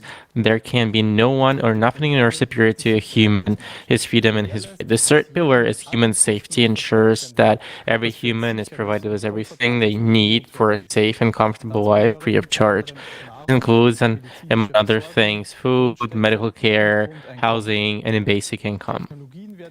Technology will not be developed for wars, but for the people. The unified global service dealing with emergencies situations will protect everyone from threats and disasters. Transparency and openness of information for all, as the themes of today's conference has convincingly shown, we desperately need reliable and trustful information. This is guaranteed by the fourth pillar. There is no more secrecy, and everyone has access to information and the status of implementation of society's decision and the distribution of public funds. In der Gesellschaft wird ausschließlich das Gute gefördert. Alles, was für menschlich Foundation is the creative ideology. Only goodness will be promoted in society. Everything that stands for humaneness, for higher moral values and mutual respect. At the same time, the propaganda of violence, division, aggression, and anti-humane manifestations will be prohibited. The sixth pillar, development of personality, will create conditions and expand opportunities for personal fulfillment and the development of individual abilities and talents. Education is equally accessible and free to all. What would you do if you could pursue your true calling and interests rather than fulfilling the expectations of others or succumbing to financial pressures? The seventh pillar, justice and equality, ensures that all of our Earth's natural resources are distributed equally among all people. Resources can no longer be monopolized by individuals. Everyone will have the right to private property, and profiting and exploitation will be a thing of the past. The eighth pillar, self-governing society, returns decision-making power to the people themselves. The concept of power in the creative society is absent. We will vote in the form of a direct democracy on all important decisions that directly affect our lives. Nicht genau das wieder, was sich jeder Mensch wünscht. Do these principles not reflect what each individual wants, how he or she imagines life in a united society, what we understand by human dignity and social justice? The eight pillars are not only a declaration of human rights, but also a guarantee of a better quality of life. Lassen Sie uns nun schauen. Let us now see what practical impact the implementation of the eight foundations will have on important areas of our life. Let's look at the field of medicine. In the consumer format, even human health is just a commodity. More specifically, people's diseases. Precisely because money comes first. Medicine is also driven by economic interests. We have already heard several examples today.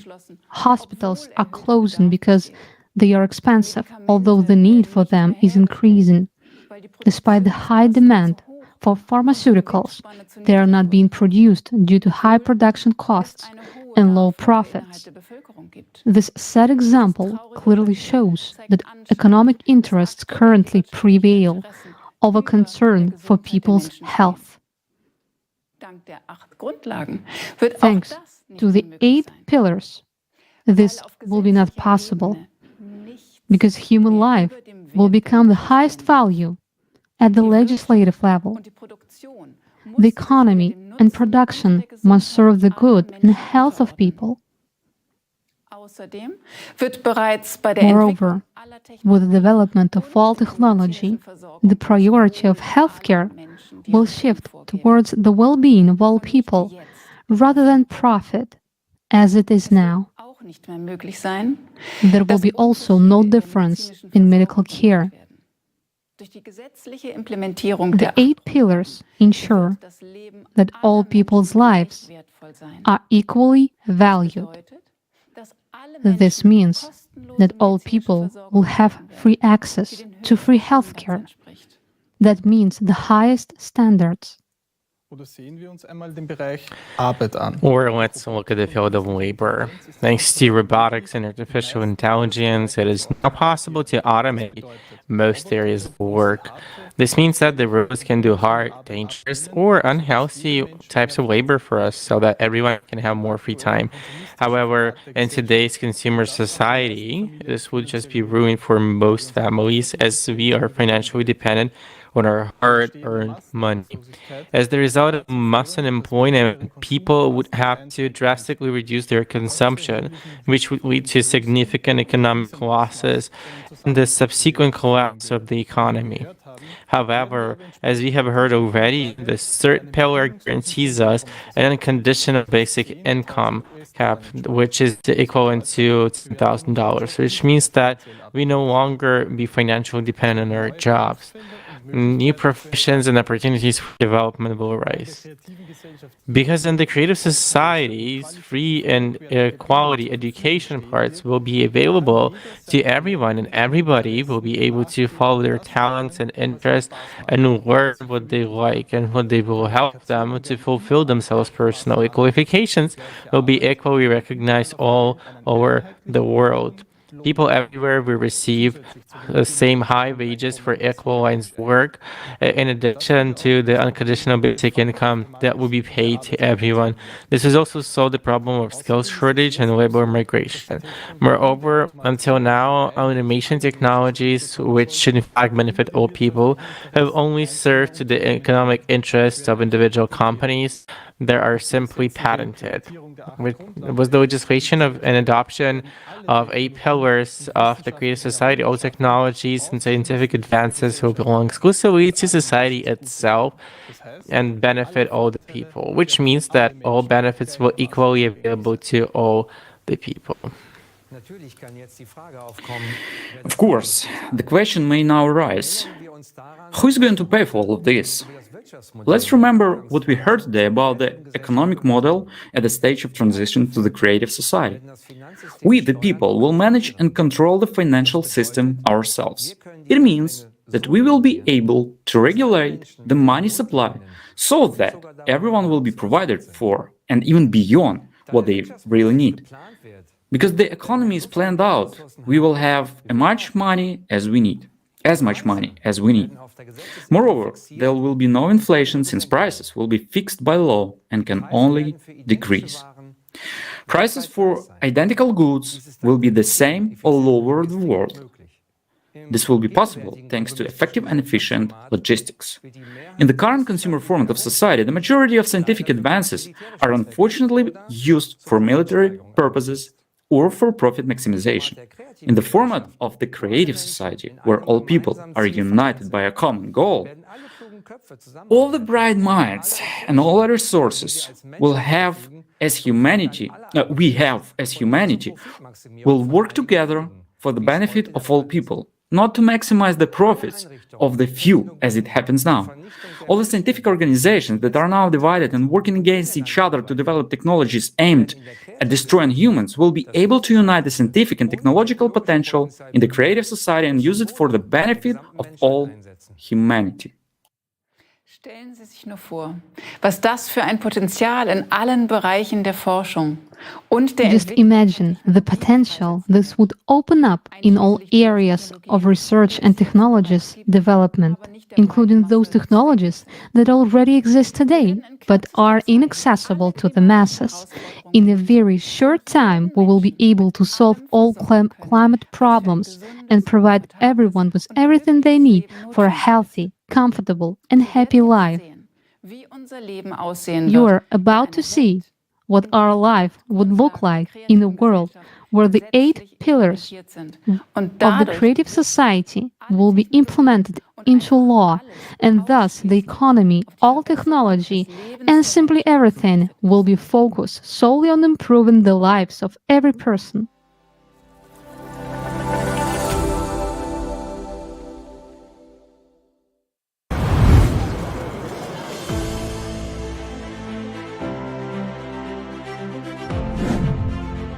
Safety. In the creative society, human life is the highest value. this society will be safe for you and your family. The latest technologies will be implemented everywhere to help security services stay ahead of the curve. We will finally have a sense of security. Concepts like crime, missing people, killing of children and adults will no longer exist in any part of the world. No longer will you be afraid to let your child go to school or outside. You won't be afraid to walk home late at night, go for a jog, or go to concerts. In the creative society, no crime or offense will go unpunished. In the creative society, the safety of each person is the highest priority. Healthcare. In the creative society, healthcare will be top-notch and free for every person all over the world. Imagine artificial intelligence that incorporates the expertise of all the best doctors in history. It controls high-tech robots that perform tasks of any complexity. These cutting-edge technologies make healthcare in the creative society of a high quality. Right now, health is a commodity, whereas in the creative society, everyone's health is a priority. After all, we benefit from the fact that every person is healthy and we have a healthy nation. Thanks to the development of nanotechnology and artificial intelligence, epidemics, cancer, diabetes, asthma, and all other incurable diseases will be a thing of the past. The very approach in healthcare will change, as it will be aimed at preventing diseases. And in general, we will finally get real treatment and real recovery. With such a development in healthcare and technology, it is quite possible to prolong human life beyond the species limit. The creative society is all about healthy and happy people. Education.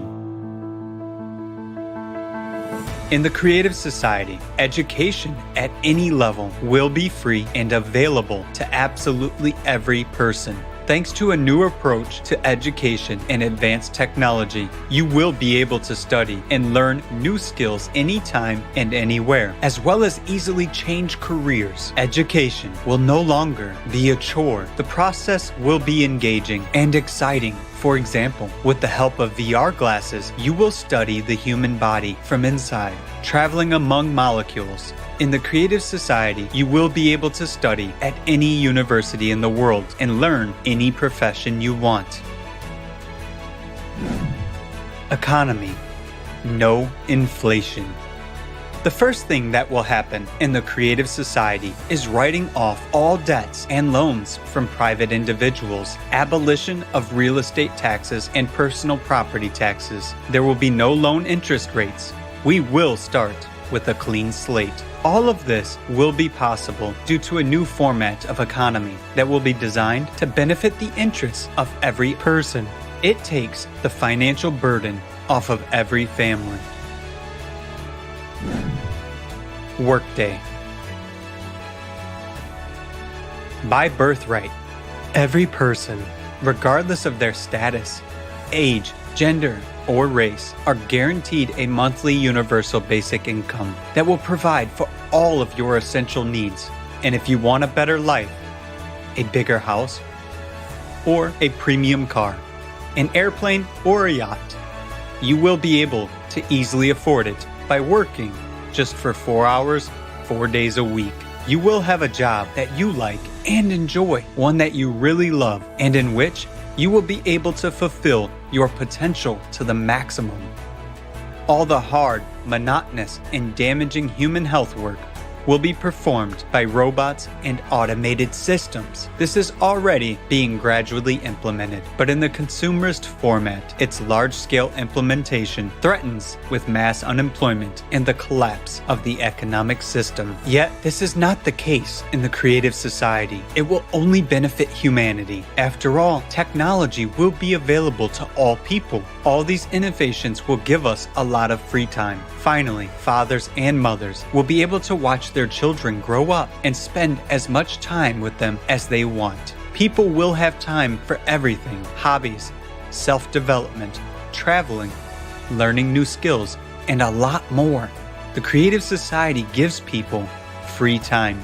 every working person will have at least 2 months off. You want to go with your whole family to the Maldives or anywhere else in the world to see some places of interest or visit relatives on other continents.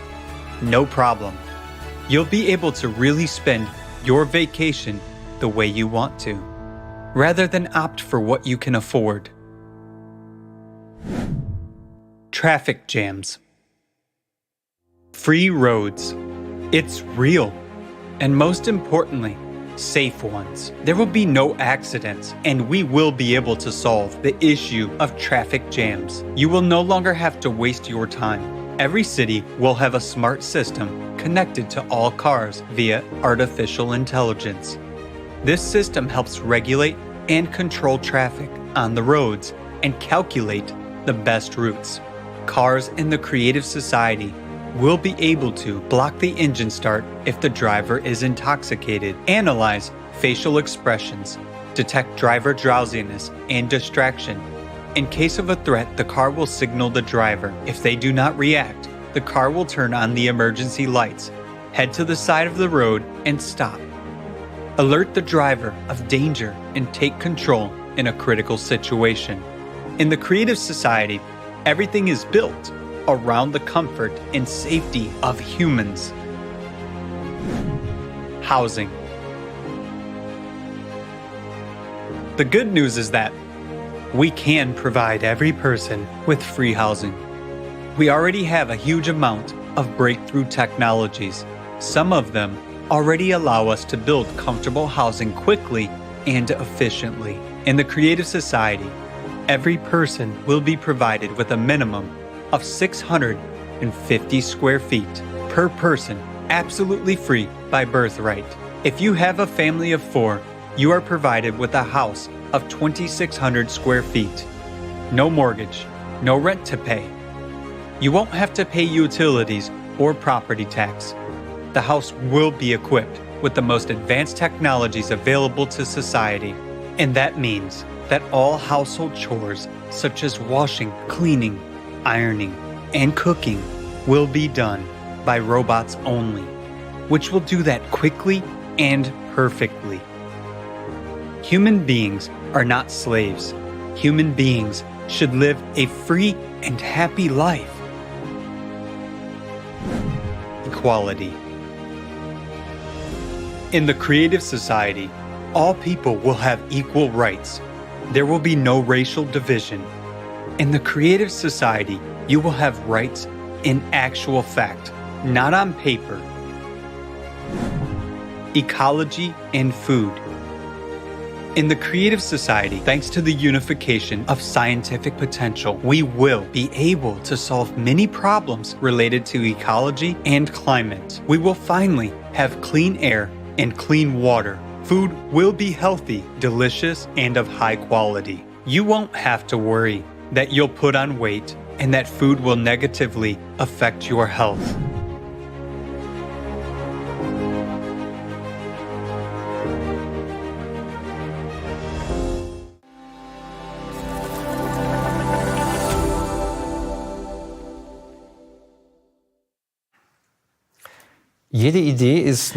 Every idea is only as good as it is feasible. This also applies to the Creative Society project. We would like to emphasize that it will be implemented exclusively by peaceful and democratic means, and that this goal is absolutely realistic. However, this requires the conscious decision of each individual to live in the Creative Society. The building of the Creative Society will take place in 3 successful stages, in full accordance with the law. Information stage, second, political stage, and third, world referendum.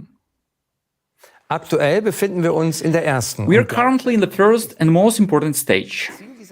The aim of this stage is to inform the majority of people on the planet about the Creative Society project.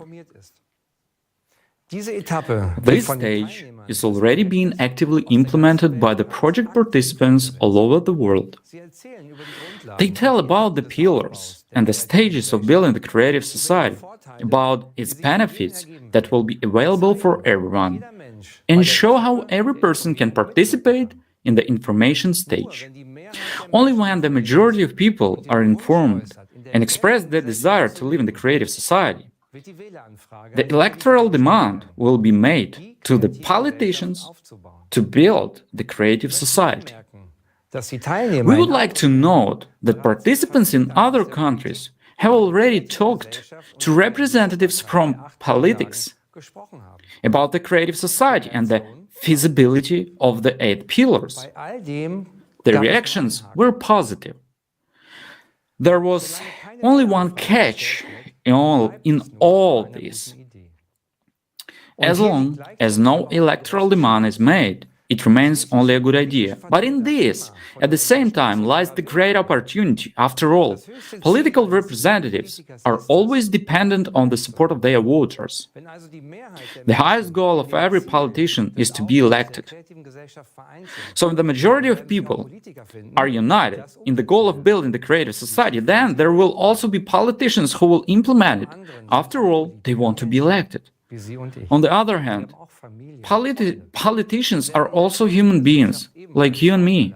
They also have families, friends, and will also have advantages in the creative society, such as security and recognition for their action in the interest of people.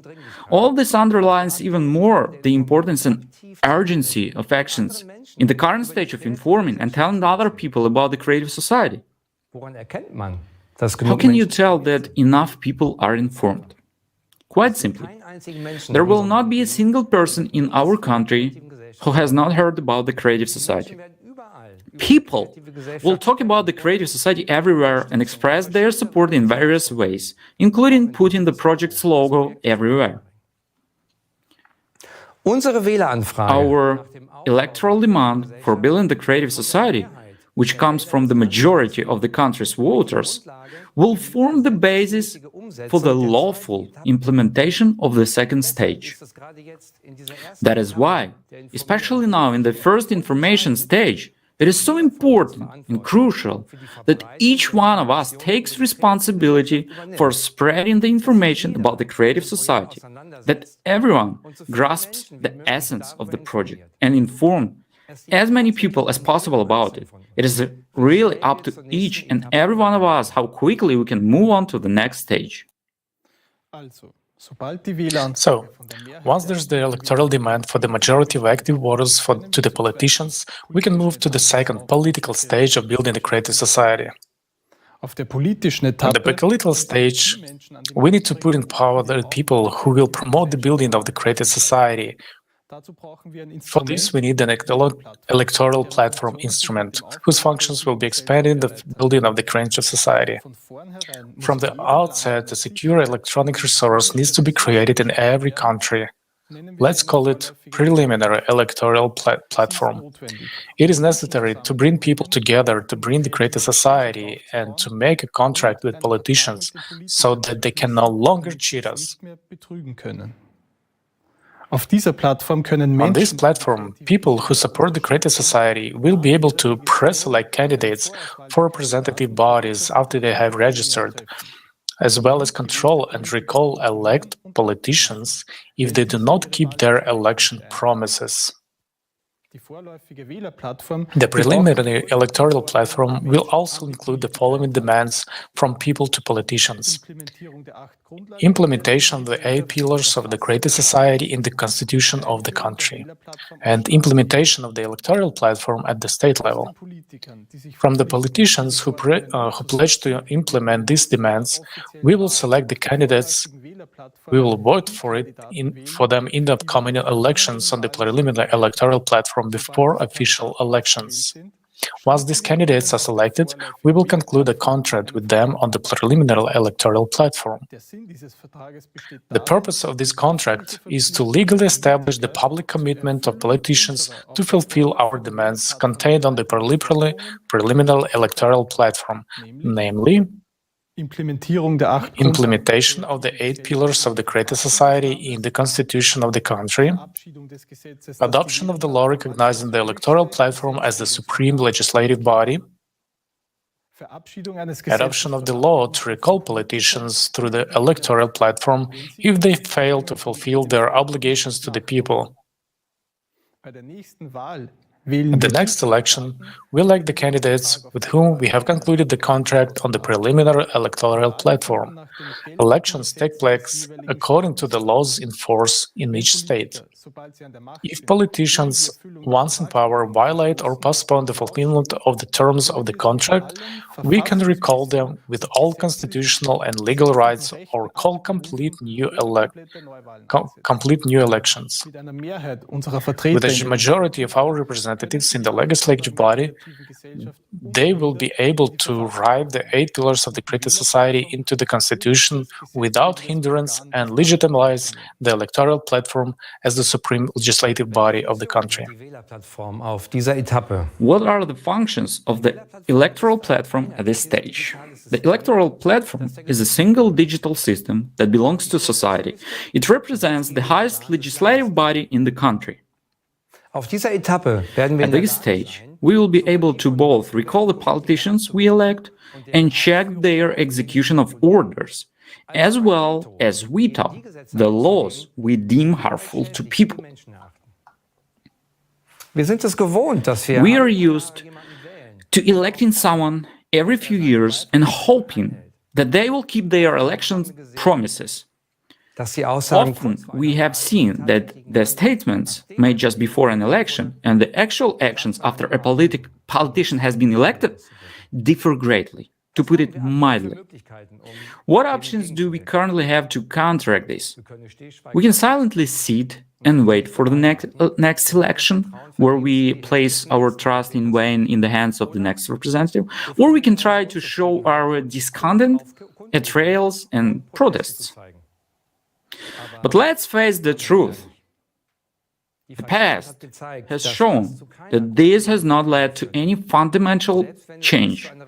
Even when it got as far as a revolution, the legal possibility to immediately recall a politician through the electoral platform transforms a politician from a ruler to the one who serves people. So to speak, the executive organ of people's will.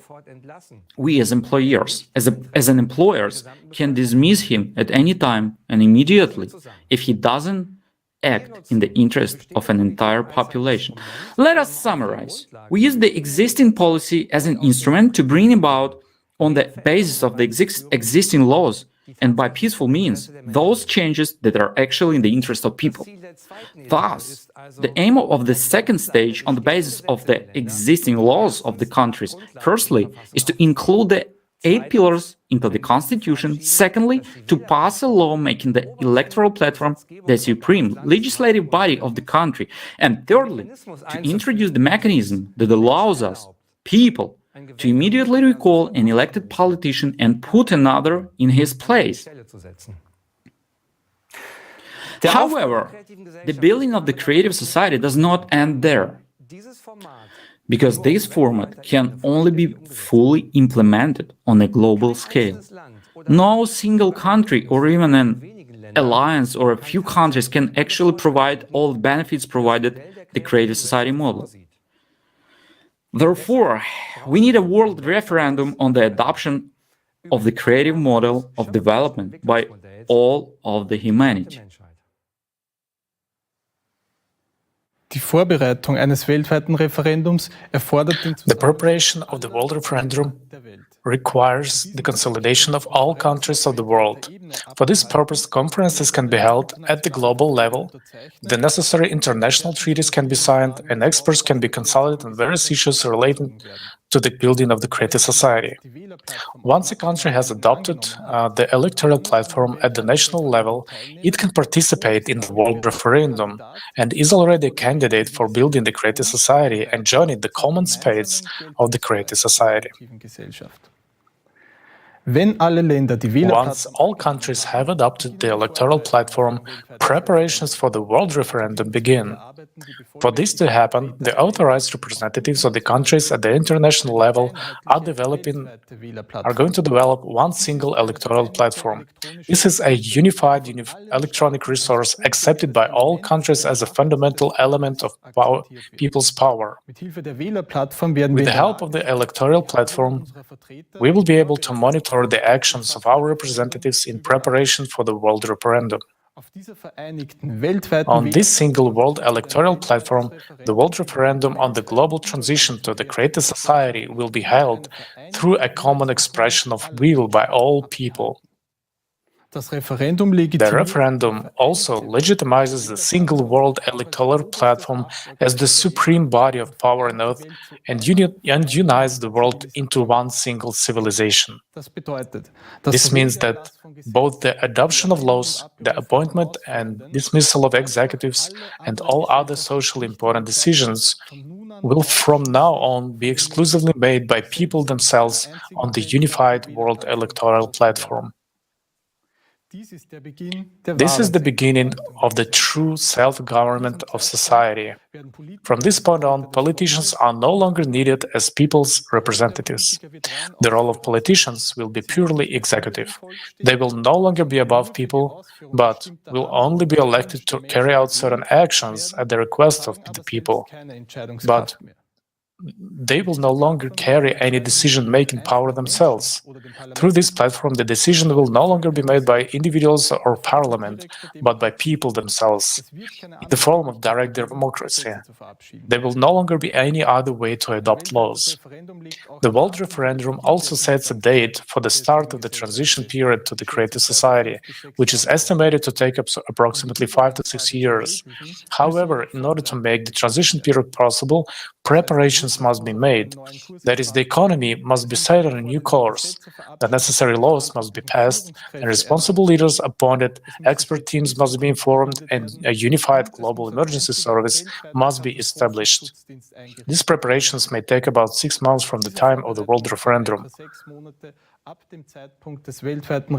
All decisions within the preparation will be made by people themselves, with the help of the single electoral platform, after the experts have worked through the questions.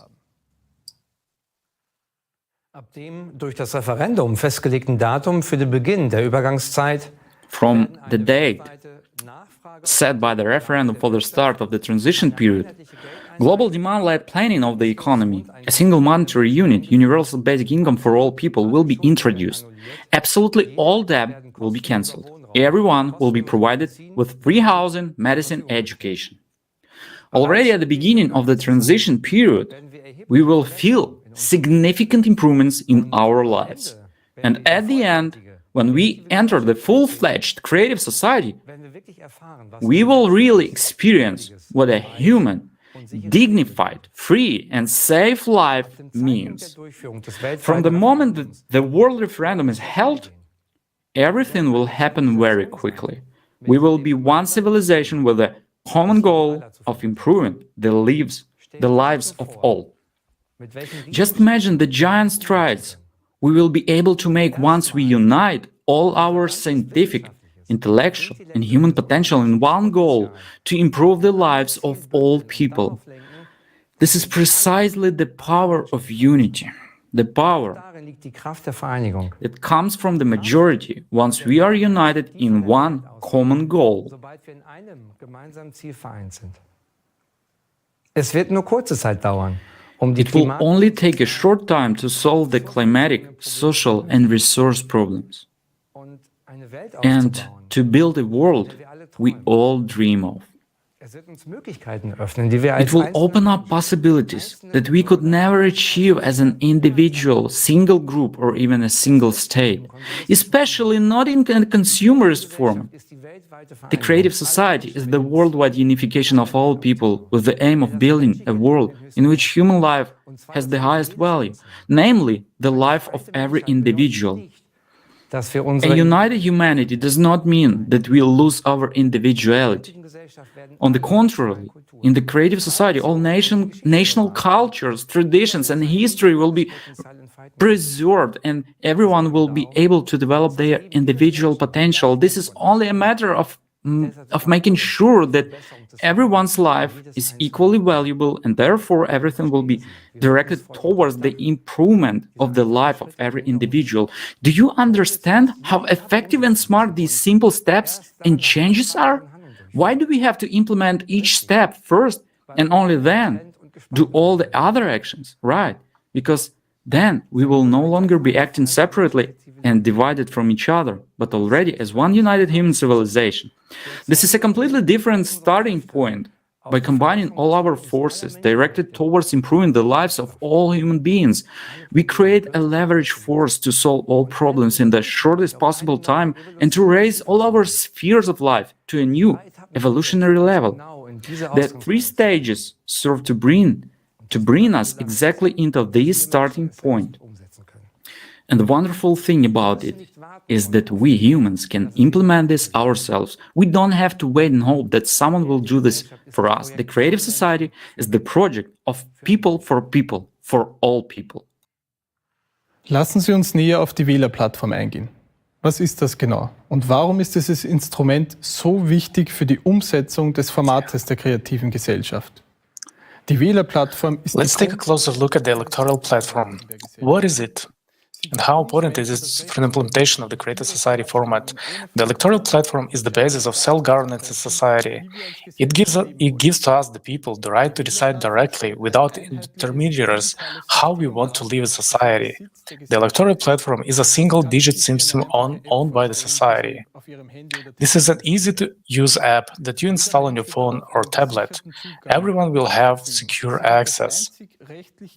It will be the only legally enforceable tool for initiating and passing laws. And new laws or drafts will be published on this single platform and will be made available for everyone to see. In addition, everyone will have the right to make proposals for laws that will improve people's lives. Laws will be made by the community itself through voting. Everyone will have an equal voice and will be able to actively participate in the adoption of laws and therefore shape their future and their living conditions. The level of modern technology today makes it possible to create a platform that is fully protected against the possibility of tampering with the results and transparent to all. It would be enough if everyone took about 30 minutes a week to look at initiatives and draft laws. The voting will be clear and understandable to all. It will be enough to vote whether one agrees with the initiative or not. Of course, these bills will not just be arbitrarily created, but will be prepared by the relevant experts and submitted in the form of proposals.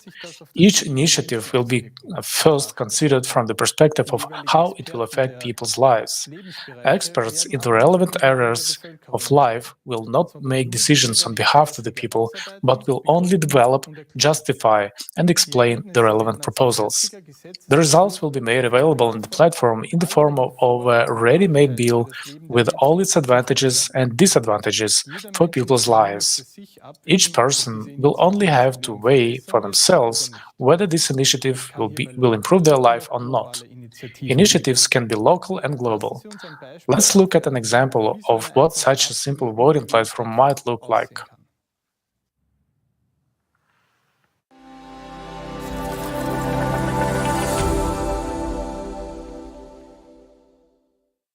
For example, Anna had two bills on the ballot: to allow houses to be built at the water's edge or not. The main point of each bill will be briefly and clearly stated with all the explanations for and against.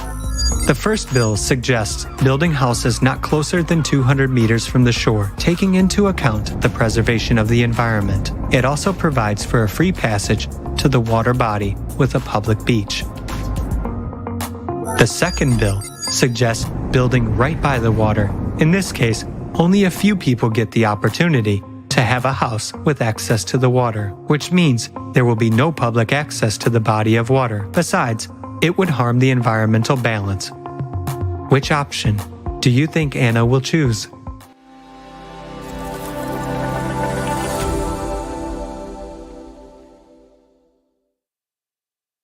Haben wir heute die Möglichkeit, selbst über unser Leben zu entscheiden? Do we have the opportunity today to decide for ourselves how to live our lives? Are we the people, the ones who have decided to participate in wars? Did we ask for higher electricity and heating costs?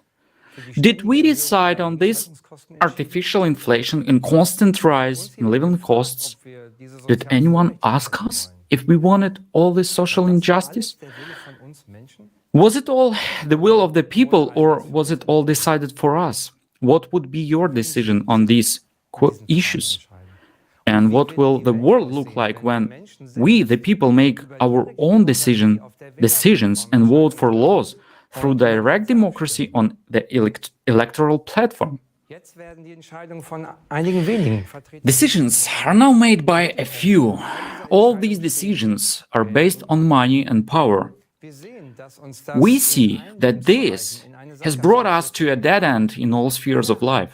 We will not find solutions within this system. Today, you could clearly see the absurdity of our current format of society. With the completely legal introduction of the electoral platform in building a creative society, we will be able to put human life as the basis of all decisions. We will no longer have to complain about the empty promises of politicians or blame them for the bad situation in the country. Together, we will be able to actively build a better future for ourselves and our children. All laws that will be passed on to the electoral platform must of course be in line with the 8 pillars of the creative society, which will be legally enshrined in the constitution. They will function and apply equally to all people.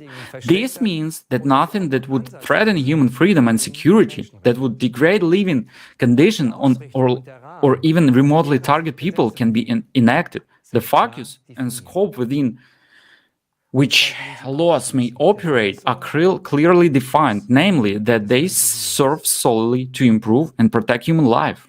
The concept of the creative society didn't originate in Germany or any other country, but from a worldwide impulse of people based on the experiences and mistakes of our past. From the analysis of experts, lawyers, political scientists and sociologists. But the legal and democratic realization starts from within the country. And that is where we, as citizens of our country, are needed. We can be a positive example for other countries because the whole world looks up at Germany. What keeps us from implementation is our passivity and lost faith in ourselves. We Germans can rely on our self-organization and willingness to help, and with united efforts implement this plan with a short period of time. We heard that it is not possible to move to the political phase until the information phase is completed and the support of the electoral demand by the majority is secured. Why is informing so important? Because no one will do it for us. It is up to us to act. The will of the people is not a tick on the ballot paper, but the free expression of their will everywhere. When we are ready to tell everyone around us what we want, informing each other is a way of self-organization. We, the people, are responsible for our own lives. If you have a question, what exactly can I do? The answer is to tell your friends and acquaintances about the project. Share the information on social media. use all the opportunities available to you. If you're a blogger, talk about the project on your channel. If you work with people, share the information with your clients. The media won't tell about us until there are so many of us that we can no longer be ignored. In the meantime, we will have to make some effort. After all, each of us can be that decisive voice on the scale in building the creative society. Let's look together at what motivates people to participate and how they inform others.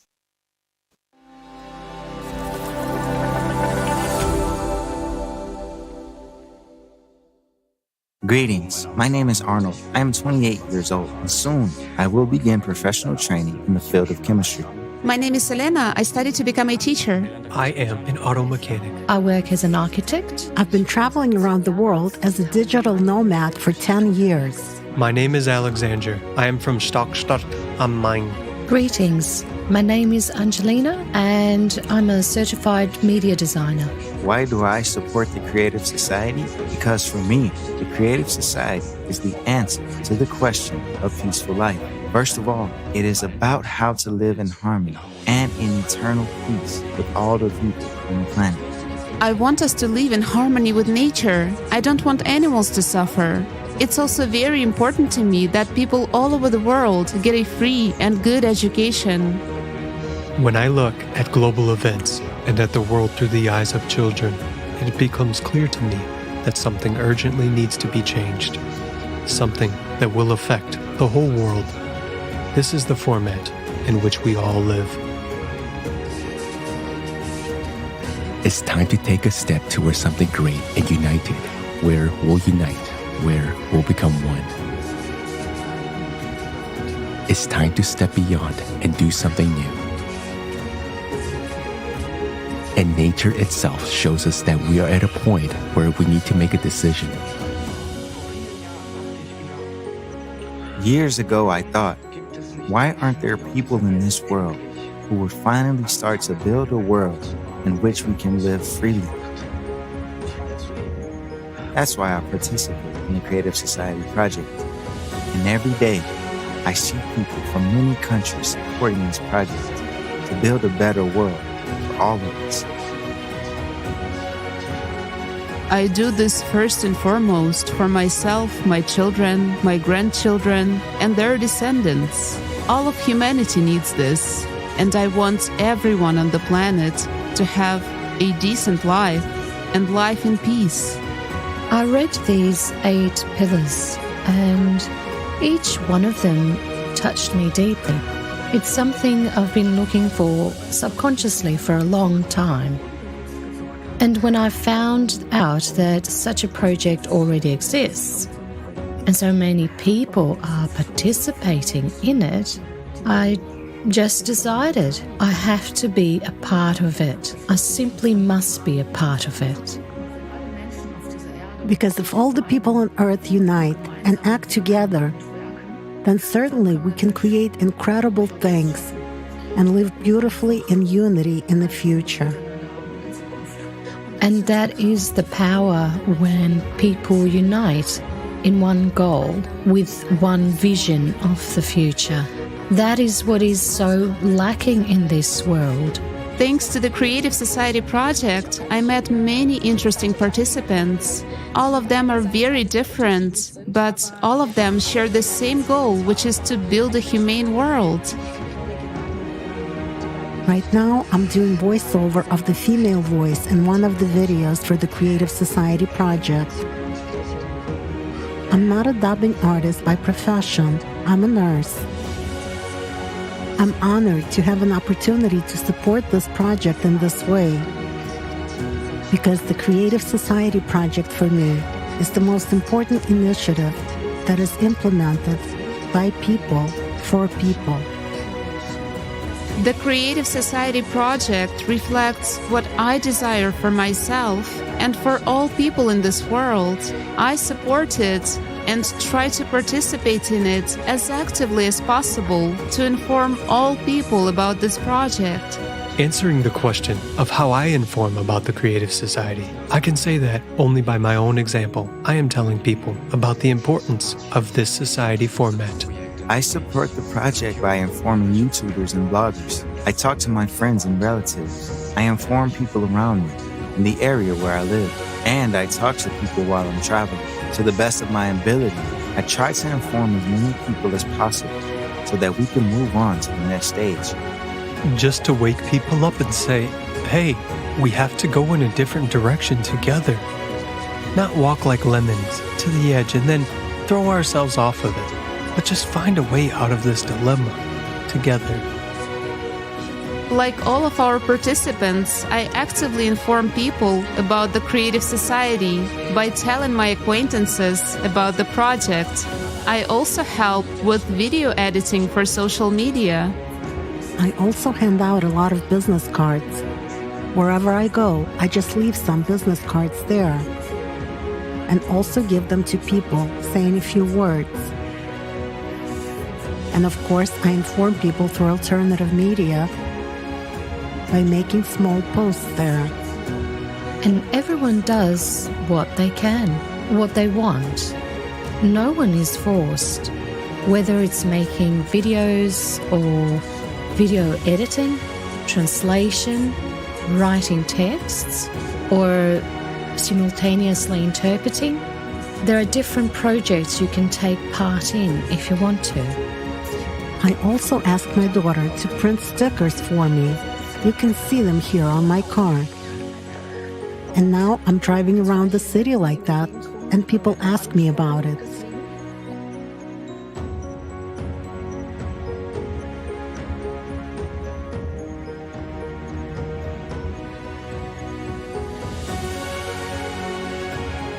I support the Creative Society project in the following ways. I prepare and design informational materials such as flyers, posters, business cards, thumbnails for videos such as the ones you can see on YouTube. I inform people wherever I have the opportunity to do it, like with video or on TikTok. There are opportunities to talk to people everywhere. If we all put a little effort and think about what this project created by people for people will give us, then we'll have an opportunity to change the situation. Each of us has a heart, and we must finally start listening to it in order to build a better world on this planet.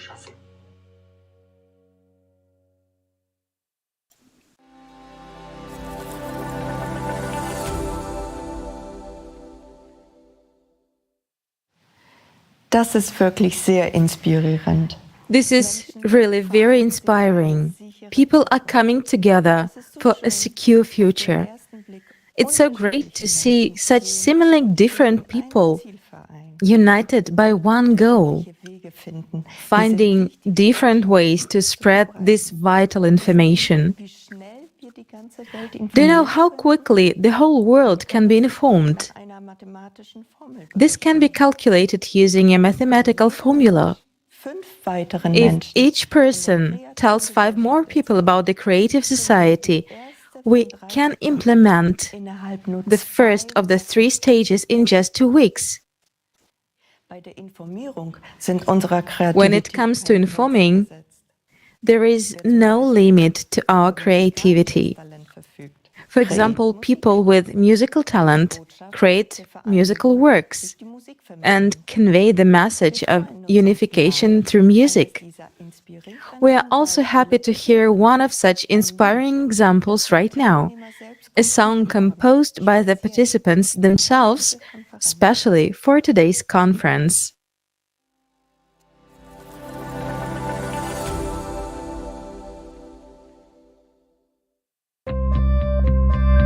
Wir unterschätzen unsere Kraft, wenn wir vereint sind.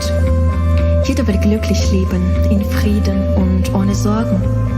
Unsere Kinder werden sich frei entfalten können, grenzenlos. Seid sich selbst die Frage, warten auf Wunder, macht doch keinen Sinn. Wo ist das Leben? Wir sind mittendrin und kriegen das nicht hin. Zeit es zu verstehen, durch Kraft und Seele wohnt es anzugehen. Sich für jeden von uns lohnt, das Leben wählen, heißt handeln hier und jetzt, denn Zukunft entsteht jetzt. Es ist Zeit, unser Land braucht Einigkeit, unser Land braucht Möglichkeit, aufzublühen. Es ist Zeit, endlich Zeit, es ist Zeit. Jeder Mensch braucht Einigkeit, jeder Mensch braucht Möglichkeit, aufzublühen. Es ist Zeit, endlich Zeit. Uns fehlt nur dieser kleine Schritt, der Schritt zur kreativen Gesellschaft. Eine Welt, die sich jeder wünscht. Alles wird so einfach sein, wenn wir uns in diesem Ziel vereinen. Es ist unsere Chance. Zeit uns zu entscheiden, so wie es jetzt ist, darf es doch nicht bleiben. Lasst uns unsere Zukunft selber schreiben, denn das Gute braucht uns, das Wunder liegt in uns. Muss die Hand zu reichen, das Unmögliche zusammen zu erreichen, über allem steht der Herz des Lebens, für alle Menschen gleich. Es ist Zeit, unser Land braucht Einigkeit, unser Land braucht Möglichkeit, aufzublühen. Es ist Zeit, endlich Zeit, es ist Zeit. Jeder Mensch braucht Einigkeit, jeder Mensch braucht Möglichkeit, aufzublühen. Es ist Zeit, endlich Zeit. Hand in Hand, zusammen für das gleiche Ziel, vereinen wir uns, die Zukunft kann jetzt kommen, und dafür ist jetzt Zeit. Es ist Zeit, unser Land braucht Einigkeit, unser Land braucht Möglichkeit, aufzublühen. Es ist Zeit, endlich Zeit, es ist Zeit. Jeder Mensch braucht Einigkeit, jeder Mensch braucht Möglichkeit, aufzublühen. Es ist Zeit, endlich Zeit.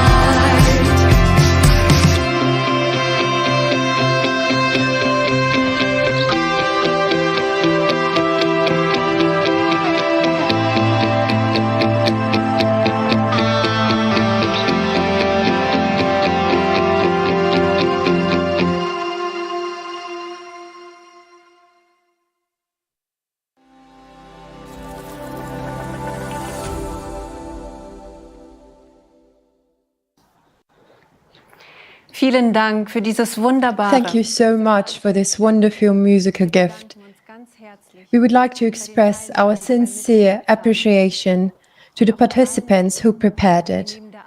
We are also grateful to everyone who made this conference happen, and also to those who, in addition to their work and other responsibilities, worked tirelessly during their free time to help with the preparation. A huge thank you to our technical team and interpreters from 60 countries who are truthful and unbiased in looking at the world and talking about our country to their respective audiences. Dear viewers, I'm confident that together we can build the creative society. We do have a chance, but this requires the participation of all people, because the creative society is focused on all of the humanity. We must finally overcome divisions and separations we have never been aligned with. There's nothing that divides us. We are human beings. We are all united by the pursuit of human ease and love. The creative society, through its 8 pillars, ensures that we live as one human family, the way we want to live, in peace, love and respect. Wir haben verstanden, dass unser heutiges We have realized that today's format of society has no future. Holistic solutions are neither feasible nor foreseen in the profit and power-oriented world. In the creative society, we can set a different vector. Important decisions will be made responsibly and will always be aligned with the interests of the people. The 8 pillars will show us the way. Wie wir heute gesehen haben, ist die As we have seen today, the creative society is what our country has always stood for: human rights, social security, an economy that must serve the people, progress, and harmony with nature. The creative society guarantees all of this, because human life in it comes first. Who, if not our country, has the potential to take the first step towards the creative society? Just imagine the potential that will be unleashed. The bright minds from various fields around the world will come together in an interdisciplinary basis, all working towards a common goal of improving people's lives. And we urgently need this potential now, as the progression of natural disasters requires immediate solutions, solutions that only united science can provide. And for this, we need the creative society. That's why it is time to act. We can no longer wait and hope that crisis and injustice will cease to exist in the current format of society. We must take responsibility for our lives, for our society, and for our country. It's time to act.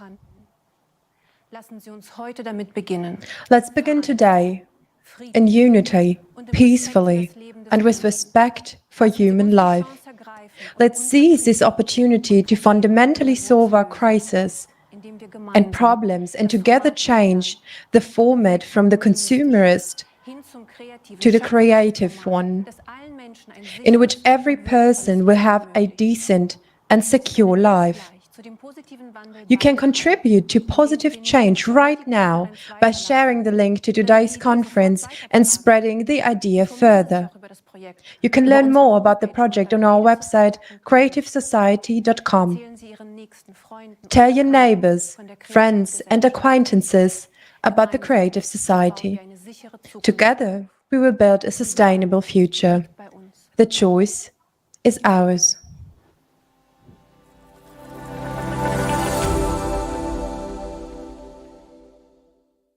Yes, the demand for change is felt very strongly from people around the world. People want this. And if they want this, then what is needed? A new alternative. If people want change, if people want to live decently, then they should live decently. But in order for us to do it, we should apply a little bit of effort. Right? Right. And as of today, I'll say, politicians are already supporting it. And in many countries, it has already gone forward. And it will be really gaining momentum. Let's say, is it hard just to go and conduct social surveys among people? If there's a spare minute, you can go to people's houses and talk to people, communicate, explain. Well, some people are already doing that, and it brings good fruit. Right, and I remember you were also sharing about, tell me, why do you vote for a certain candidate? Of course. Because he supports the 8 foundations. Of course. So people will be interested in what the 8 foundations are about. What are the 8 foundations and what are they for? Well, the most important thing is that we can really implement this. What is necessary for that?